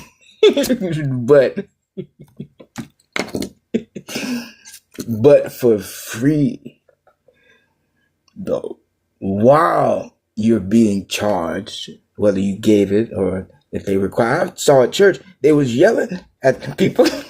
He said, you only put $1,000. He was he was mad at one person. He started yelling, you only put $1,000 in the church. And called him out in front. I was like, oh my God. What was she supposed to give you? 2 G's? 2,000? Like, what? You only put $1,000 in. She said, that's all I could give. Anyways, my point is, and I mean, this is on BT. Right? Look. He got look, this is a nice church. First of all, sorry, no. This is a nice building that they in. That I'm pretty sure they paid for, right?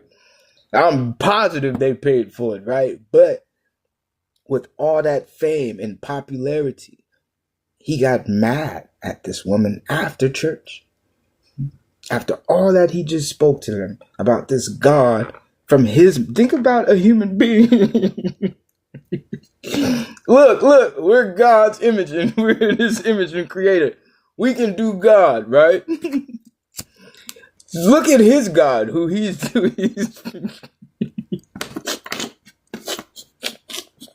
he just got done preaching about this guy, right? And said, then got mad at her. My point is, and he's saying you only put $1,000 in, so that means these people give more than that on a regular that he's mad. See what I'm saying? For that teaching. No. They just showed it. Everyone that put more than that 1,000 that sat there and he passed by them and he was quiet. It was quiet. They gave that much to get that. Think of it. That one that couldn't, look how he did them. Look at money. This is all I'm saying.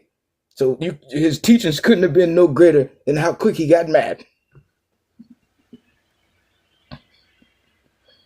Do you still? My point is,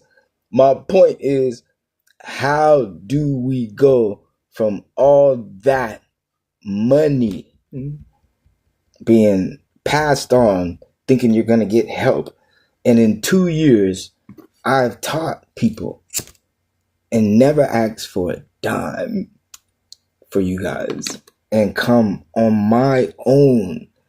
I'm not licensed. I'm not scheduled. I don't have, no garment around my neck telling me I got to keep doing this for the rest of my life. I'm doing this because I love God. Love my granny for raising me to go to church. Love my grandfather who died that taught me how to preach in church. And I love myself and my mom and my daddy for showing me God was in the streets and God was inside of with us, with me. And that's all I know how to do. And I do that because I love him. And I love you guys for what you need. And I'm here to teach it. But all these people that charge you or expect you to put money in all this stuff and still don't have anything for you at the end of the day to tell you is crazy. And here I am, always busting everything I can to make sure I got something beginning, middle, and end, and then some all throughout to tell you. And I never look for anything. I never look for nothing for you guys. Never. So I never expected nothing.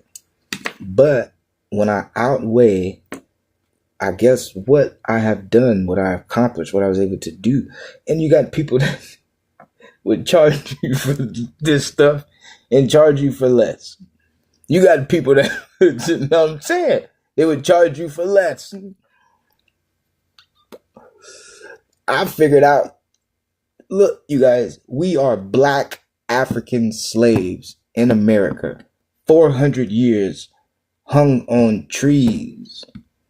And I found it in the Bible, where it's at and who we are and where the importance and how much love God has for these words telling these black people who they are. I found it in the book. And because my church starts teaching about the white man doing this bad stuff to us, but our God is going to do something for us. Now all of a sudden, you know, all these other people that go viral, go famous, and you give them all this stuff and money, houses, and you make sure people are watching and hearing what they got to say. You wouldn't let this black man even get a shot. And if people like it, give me another shot. But you won't even see if they like it. Why? Because you know he ain't playing. He don't have lights. He don't have a camera. He don't have equipment and all that. He's sitting there on his phone doing just as good as these people and even greater than these people that got all that stuff. But you're not going to give him that still has a good show. Still makes people come. Still people enjoy to hear him. You ain't going to give him the opportunity to continue. He's not asking if he can start dancing and he want to keep preaching. Am I talking about hurting someone? Am I talking about killing somebody? Am I talking about raping somebody with drugs and now they sleep and I'm trying to have my way with them? But that's what everyone else is talking about. But here I am talking about what I'm talking about and you ain't going to give me that. But that's cool. That's what I'm saying. That's where I hurt. I hurt at that. But I'm never upset. I'm never, oh my God, you know, I don't have this. I don't have that. That's not it. I show up every time. I'm ready. I smoke weed on purpose so it can make me not pay attention. And you see me paying fully attention, doing what I got to do. Not letting the weed get in my way of what I'm trying to tell you. I do it on purpose so it can mess me up. Only to show it ain't gonna mess me up. Do I get love from my show for that? Let's watch the smoking guy and let's see if he messes up. That would have been an insult, but I'd have took it. And I'd have like send cash out so I can get more weed so y'all can see if I mess up. Hey, like, oh, how much you want?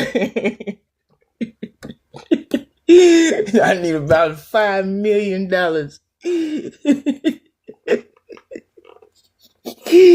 I'm gonna smoke it all up tonight, baby. one puff, just go. All right, look. Okay. Let's continue. 20. Wisdom crieth without. Wisdom crieth without. Wisdom crieth without That means, just like I was trying to tell you, just because you're in danger, just because you're in trouble, just because you need something shouldn't be the only time you call God. Because wisdom without you in need, and it comes to rescue you, to give you the wisdom to get yourself out. You could have said, how are you doing today, wisdom? How are you doing today, hands? How are you doing today, God? Just because. Not God, I need. God, I love you. God, thank you. Even though I don't see it, but I see I was like this yesterday. I see there was nowhere to go. I see I needed help and got it. And it may not be because I'm on my feet and I have that help. I'm not somewhere else. That's everybody. But we forget that because we only see I don't have that. But you got this. Or you do got that. Or you do have that. Or you do at least have that. And you say thank you to the person that, with all this complaining, bickering, and that, you got that too. The ability to keep talking to him. The ability to keep with a mind, is this right? Is this wrong? Okay, let me figure it out. Okay, that's right. Okay, that's wrong. No, that's wrong. That's right. Let me figure that out. Thank you for giving me that I can fix things for myself. Some people stumble in these things and they'll never find their way out. And you allow me to walk right through it with just a little time and consideration, patience, peace to even think about it. And here it is about to go away because I did it. Thank you, God, for blessing me to do it. So I'm not nothing. I don't have nothing. I'm not a nobody. I can fix my own issues sometime. I have to tie my own shoes sometimes, like you got to start giving thanks because maybe that specialness inside that you think, that specialness, that love you believe, maybe that's who you are and that's who you're supposed to be. That's what you're supposed to do.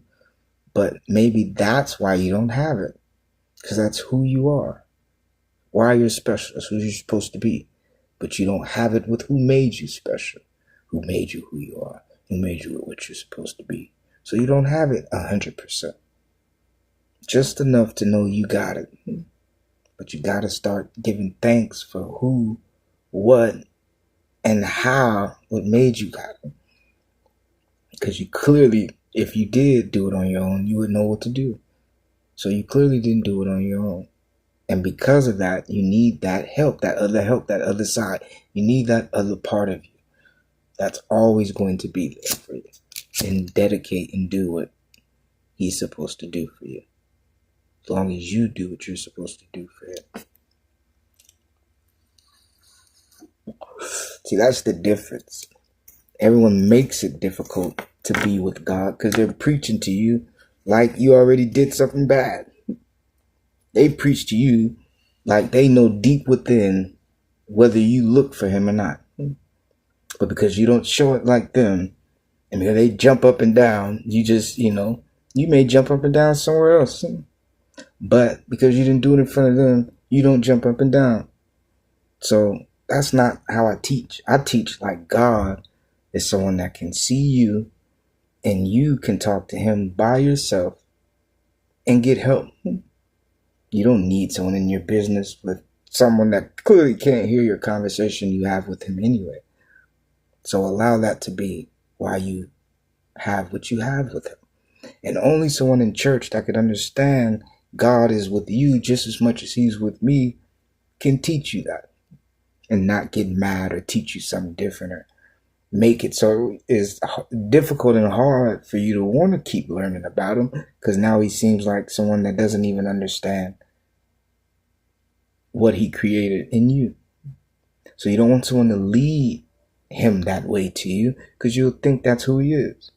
The white man told you Jesus was white. And until people start thinking for themselves, they would have been scared to walk past that picture without saying something to him because they think he controls their life. When you start to see the white man tricked you, That's why you don't understand church, because you keep putting what they told you and not opening it yourself, reading it. It's not, oh, the Bible says this, and you take it and think that's going to help you. You don't know if that's what it says. Find out for yourself. You'll see for yourself Jesus ain't blonde hair or blue-eyed. But at least you found it for yourself, and you didn't just hear it because on the internet or someone was saying it, whether someone may have been right in the streets. Are they teaching you how to be right yourself? That's like someone teach you how to spell cat, or 2 times 3 is 6, but you only know how to repeat that. You don't know how to do it. So when it comes, and yeah, you remember it, but you don't know it, you ain't gonna be able to figure it out. When you know how to do it is when you learn something. So God is here to show you that the right way. People have been doing it the wrong way. So you would never understand because it's been told to you the wrong way. That's why it doesn't come. That's why it doesn't make sense. That's why it doesn't hit you. You were taught it so it can trick you, and you're looking for the truth in what tricked you. And because it doesn't match with what tricked you, the truth and what's in front of you, you don't know how to believe in it because the trick, which was trying to trick you in the first place, worked. Now you don't believe in God because it's so confusing. The lie that you're looking for isn't in the book, nor do you get to see it in reality. You're looking for a lie. God's not a lie, so he's not going to show that as a miracle to you. Once you find the truth, what does it say? The truth shall set you free. If someone found the truth, they would have told you it.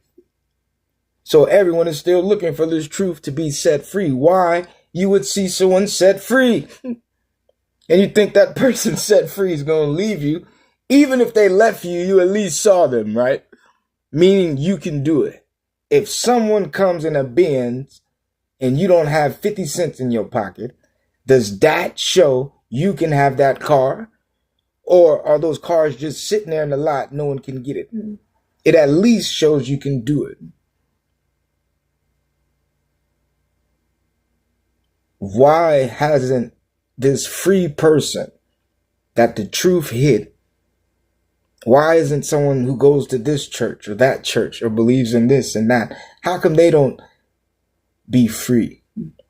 How come they don't have the truth? Nor are they sharing it with other people so they can be set free? Think of it. If the truth shall set you free and God set someone free and they kept it for themselves, did they do what God did for them and told them to do, and what they said they would do for God? They said they will help others. So if God set you free and you kept it for yourself, you are now a bad person. You're a sinner. You're someone he was talking about. But if you don't know, how can you leave him? So you didn't have that yet. They taught you because they might have had to live like that and obey him like that. But you don't know that. So you can't, he's not going to expect you to do something you don't know. You don't understand. He has to show you first. And then if you don't listen to him, you didn't listen to God because you knew right from wrong. But your parent can't just all of a sudden you do it and they just start beating you. You didn't know. Once you were told that's wrong, it's whether you go do it again.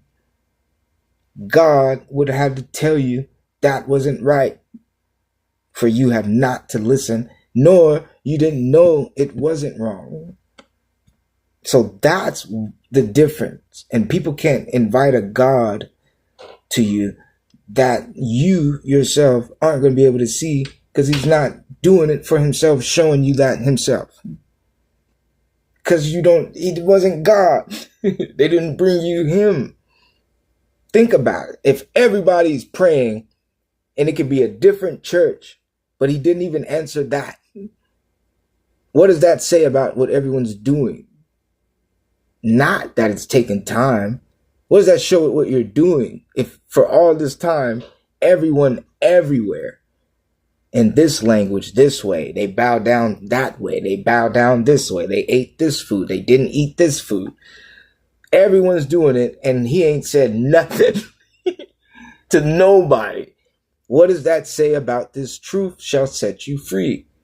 Nobody is free because they didn't find it. Finding it means you found the person that wrote the Bible, not what you thought the Bible meant. You found the real one that wrote it. Henceforth, you have God,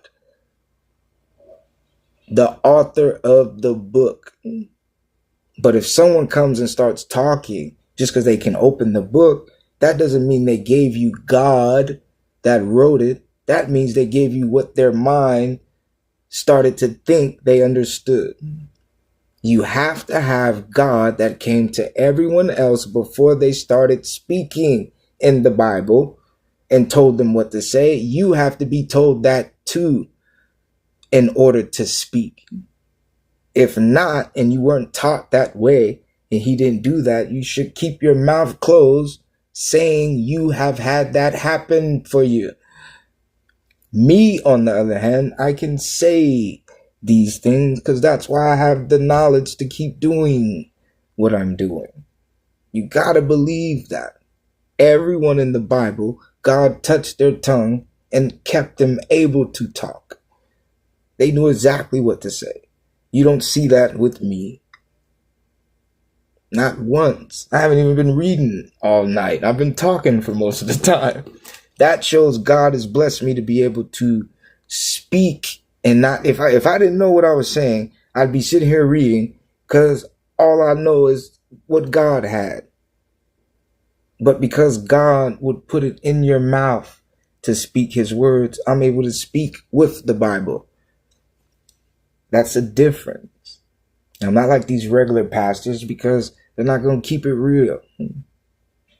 I'm telling you something from something that's really this time. If you believe in what, think of when you go to church, you believe because the pastor is supposed to be from God. So you can believe in the pastor because his words should be from God, and God would be who's guiding, backing him up, leading you to him. When I tell you, Pastor Kakarot, you can listen to me. You can follow me. If you from now on start praying to what I said, not just you believe in the Bible, the God, go to church, believe in what I'm teaching. Give me that respect as your pastor, like you give these other people. And you see for a change if I make a difference in your life. See, that's the freedom of God. All these people acting like and claiming and saying this until something can happen in your life. Are these people telling the truth? And I'm not saying that to judge and say, oh, you didn't make me fly. So now, don't just, don't just think I'm God. But yes, why am I even taking the chance to speak if he didn't bless me already to know what I'm doing? So yes, believe in that. If you do that right now, I bet you your life changed. And something that all the times you tried and everyone else, it never quite got that far. But I bet I can do it. I've been doing it. I did it for my look. I've been doing it for myself. And that's what really be hurting my feelings. All of a sudden I'm yelling crazy out my mind. And now look at me. But the sad thing, I never changed the story. I may be okay, but I still say Tupac is the devil and he's messing with me and all these things. None of that changed. My health changed. I'm improved. Why didn't my story? If everyone can see I clearly am, sane, making sense, why am I still saying the same thing? Because that was real. Me being sick, going through something, that was real. Meant to be fake, but that was real. Did I improve and show I'm different and I can be saved by God? Look at what happened. Am I worse? Okay, did I yell and go crazy these 2 hours that we've been talking? And that's all I'm asking. Give me that respect. Clearly something different happened because I couldn't stay still this long. I had to do something. But why is my story the same story? So you guys got to give me that respect. I'm not a fake teacher. I'm not a fake pastor. I'm not lying to you. Give me that shot. Give me that opportunity, to give any pastor that's claiming that they're here to help you. Let me try. Okay, now watch this. Wisdom crieth without. Now look at without. It doesn't need anyone's help to go give someone wisdom to help. So you can never stop. She uttered her voice in the streets. Now you got to see the streets in the Bible were not created yet. Why does the streets out of nowhere come into the book? But when you further read, like we continue to keep reading, you see the streets get introduced. Think of that. Why would God relate himself always? Hear the words of God in the streets. Cry out aloud in the streets. Say hallelujah in the streets. Some of these songs that we sing in church, all you hear is glory to the streets of God. Why? Because that's where the pain was at. And think who was left in the streets. This is what's so funny. If you're living in today's time and you hear the word streets, you got to know people's lives were not always like that. So for the time people were stolen and forced to live there, where did the streets come into play? In that condition that you need help out there and it wasn't somewhere fun to be. So who would those prayers for the streets go to if no one was out there? Until these people in the streets start coming. So what time? Where is God? Where is he really? Because Jesus, if he wasn't white, who was he? That should be, when I tell you, Jesus ain't that guy. He's not that blonde-haired, blue-eyed guy. Then who was he? That's deep. That's freeing yourself. Because when Jesus came, everyone expected him to look like something.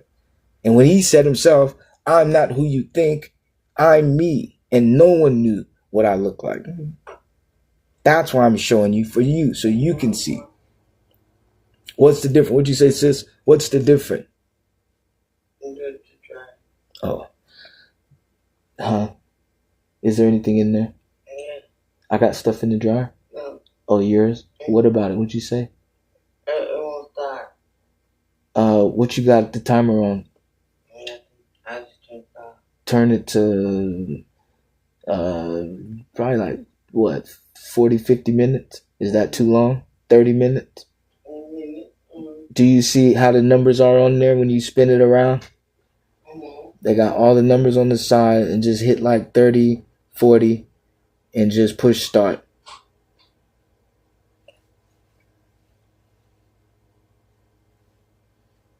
Okay. Yep, and then push one is the washer start and the other one's the dryer. The dryer's on the right side. Okay, I done. Huh? I got it now. Okay. It ain't, I don't hear it. It didn't start. It didn't go? You ain't push it. Push it.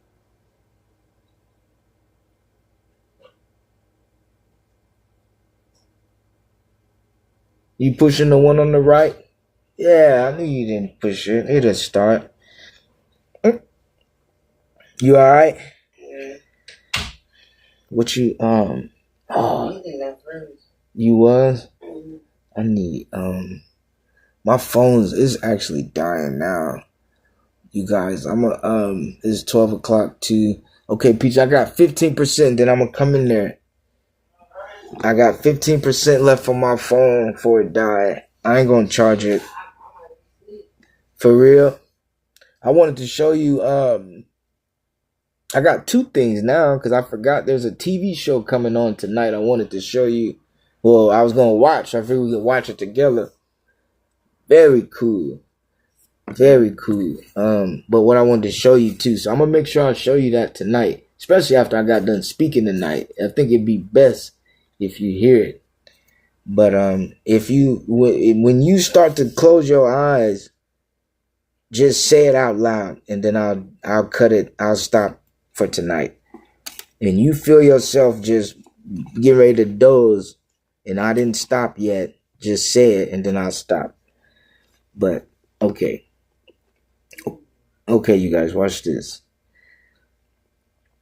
She crieth in the chief place of concourse, in the openings of the gates, in the city she uttereth her words, saying, I'm going to leave that. She uttereth in her concourse. It's only giving you where wisdom lays.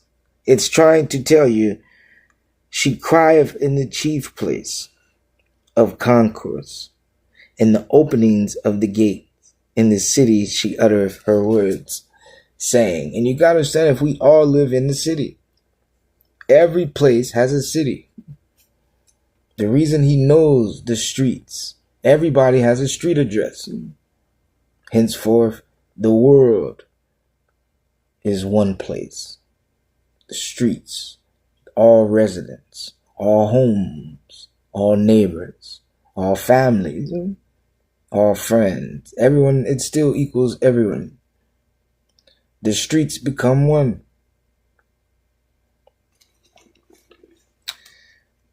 Wisdom in the openings of the gates. Wisdom becomes the blessing that guarantees everyone the will to see their way out, and it will spare no one of its salvation and expense to be blessed.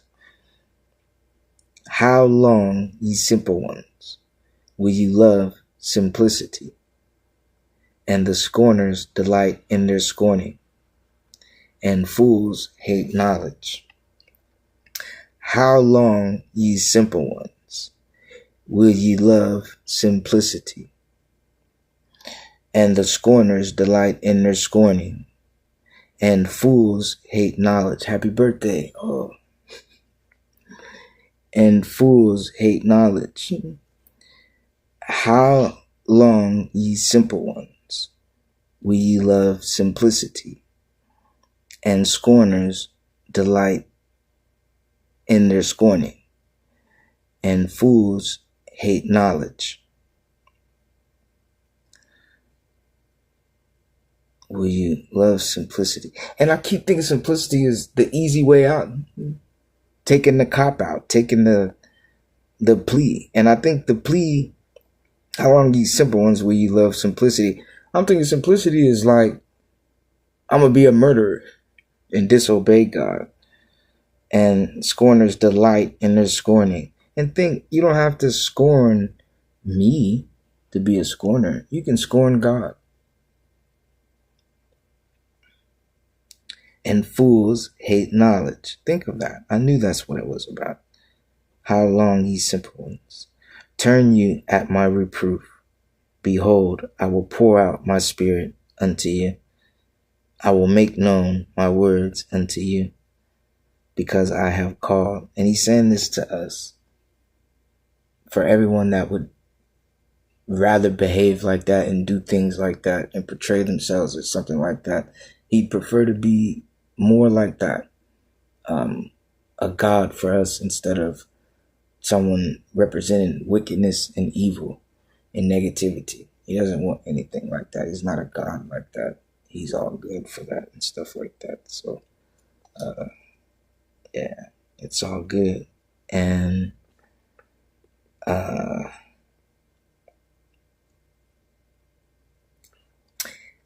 because I have called and ye refused, I have stretched out my hand and no man regarded. Because I have called and ye refused, I have stretched out my hand and no man regarded. And when he says, I have called and ye refused, and what he's saying with that is he has given us the all opportunity, but he's not saying us. He's not saying us. He's given us all opportunity, but these are the wicked. These are the ones that want to go into war and start war. And it's like small. I guess they're not really that big. They're like these little people to the side that's trying to make a fight for their, like that's tight too. I respect that too. I really do. I respect it. So, anyhow, yeah. But because I have called and ye refused, I have stretched out my hand, and no man regarded. But ye have set at naught all my counsel, and with none of you reprove.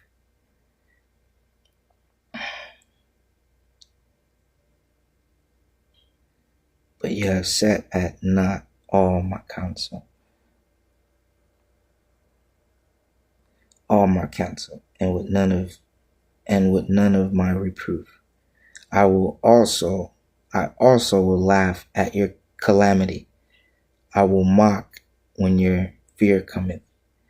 When your fear cometh as desolation, and your destruction cometh as a whirlwind. When distress and anguish cometh upon you, then shall they call upon me.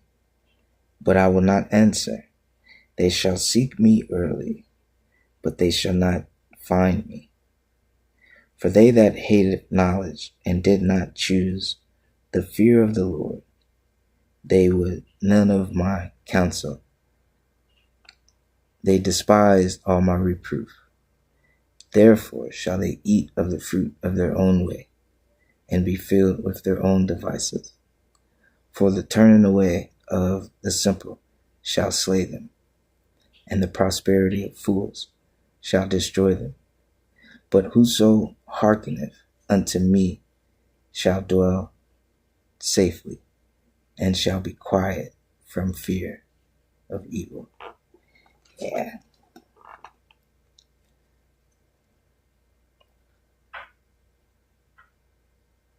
For the turning away of the simple shall slay them, and the prosperity of fools shall destroy them. Therefore they shall eat of the fruit of their own way, and be filled with their own devices. I told you. Because where does he say, watch this? Where does he say, watch this? For their feet run to evil. Their feet run to evil. Therefore they shall eat of the fruit of their own way, and be filled with their own devices. What did I say? What did I say? Believe in your teacher. Believe in your pastor. Believe in the ambitions. Believe in the missions. I wasn't somewhere away. I wasn't somewhere far away, somewhere off. I was right here speaking. Understand that as far as reality. Yeah. You don't have to have no marks running around used to faking.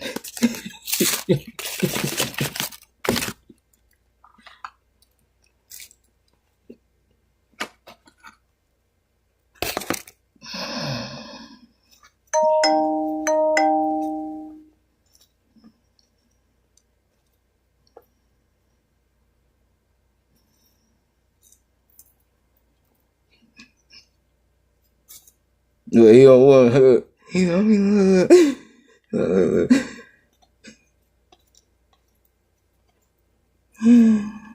yeah, what I gotta get it?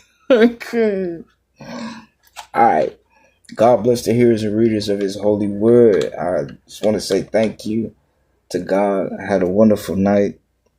I know my sister's here with me, so I just want to say bless her, and I'm thankful for you. Thank you. I had a wonderful, blessed week, wonderful, blessed morning, wonderful, blessed day. I just want to continue to thank you and praise you and just say thank you to you. And I'm just so happy. I'm so blessed. I'm so thankful. I'm so grateful. And thankful I got to go see my granny. Bless her. Continue to bless her. Thank you for her blessing. And always having food, able to provide, and always having an open door for her loved ones, her family, her grandkids, her grandbabies, whether if it's her daughter's kids, her son's kids, just always being granny. I just want to say a prayer, if ever she's forgotten or ain't remembered by anybody. I just want to say thank you for my granny, y'all. And I love her. And I'm very thankful that God has blessed her to be here with me for 88 years, to be that woman, to do things like, stuff like that. So I just want to say thank you to God for her. And, rest in peace to my mom, rest in peace to my dad. And like I say, I got my sister here with me. We're about to hopefully have fun if she ain't asleep. But I love you guys. I thank you guys for coming to watch tonight. It was another wonderful episode. I had fun. What we doing? We hitting almost 3 hours. 5 more minutes, we would have been 3 hours preaching. That's not bad. I just wanted to say I thank y'all, and just have a good night. And just continue to remember what I taught. We only read one book of Proverbs here tonight, and look how far we got. Almost 3 hours, and it was just the first one. Proverbs has, I'm not sure, maybe 16 Proverbs. This is just the first Proverbs. So hopefully it ain't just Sunday, so I don't want to make y'all wait. But hopefully during this week, I come back. I didn't come this week at all. This is the first time since last Sunday that I've been on here preaching. So hopefully maybe Monday through Saturday I may come and do something. I'm not sure, but God bless, God willing, God spare, I will. And I just want to say I love you guys and thank you, and just give a shout out, and just take care and have a good night. And I'm with you. If you need me, send me a message. If you have any questions about tonight, the lesson, what we talked about, send me a message. I'm always here. I'll answer. But I love y'all. Y'all have a good night. And for sure, I'm out. Let's get our closing song and let's be out.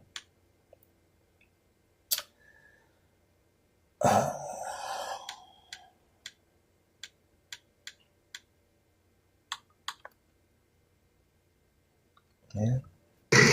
When you have a friend, wenn du einen Freund hast, you always want to be close to that friend. dann möchtest du immer nah bei deinem Freund sein. And I believe most of you are seated close to your friends. Und ich glaube, die meisten von euch sitzen nah bei ihren Freunden. Jack, am I right? Ist es richtig? Hallelujah. Okay. So if you sit close to your friend, Wenn du nah bei deinem Freund sitzt, then you can tell your friend everything about you.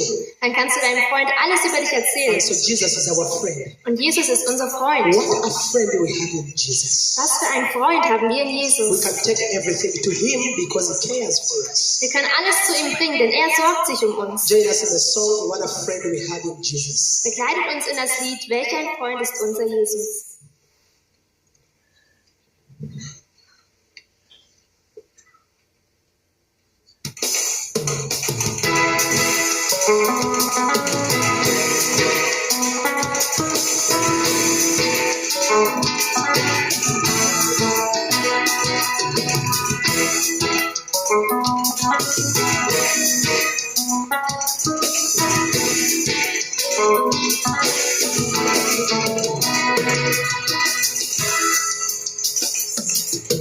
What a friend we have in Jesus.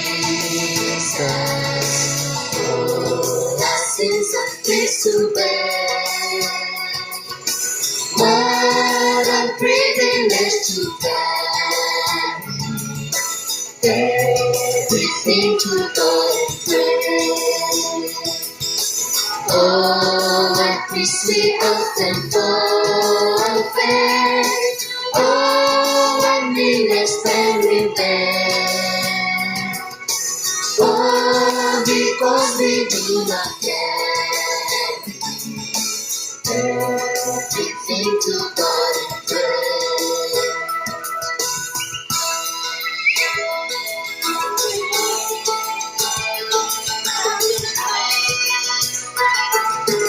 Hurling trials and temptations, is there trouble anywhere? We should never be this We should never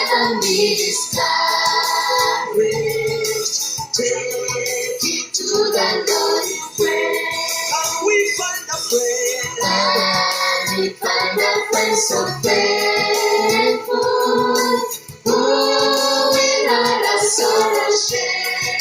But Jesus knows our every weakness. Take it to the Lord in prayer.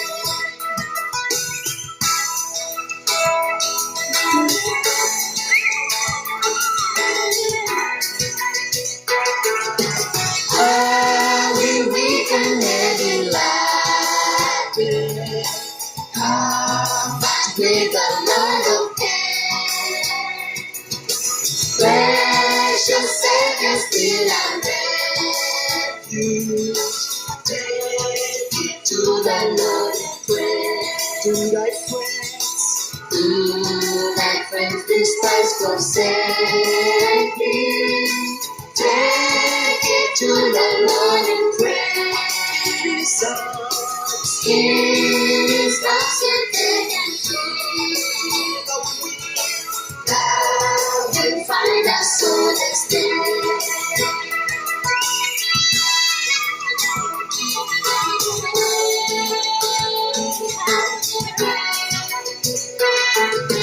What a friend we have in Jesus. All our sins and griefs to bear. What a privilege to carry. What a privilege to carry. Everything to God in prayer. And we find a friend so faithful. Who will our sorrow share. It is not to take and shield. Find us solace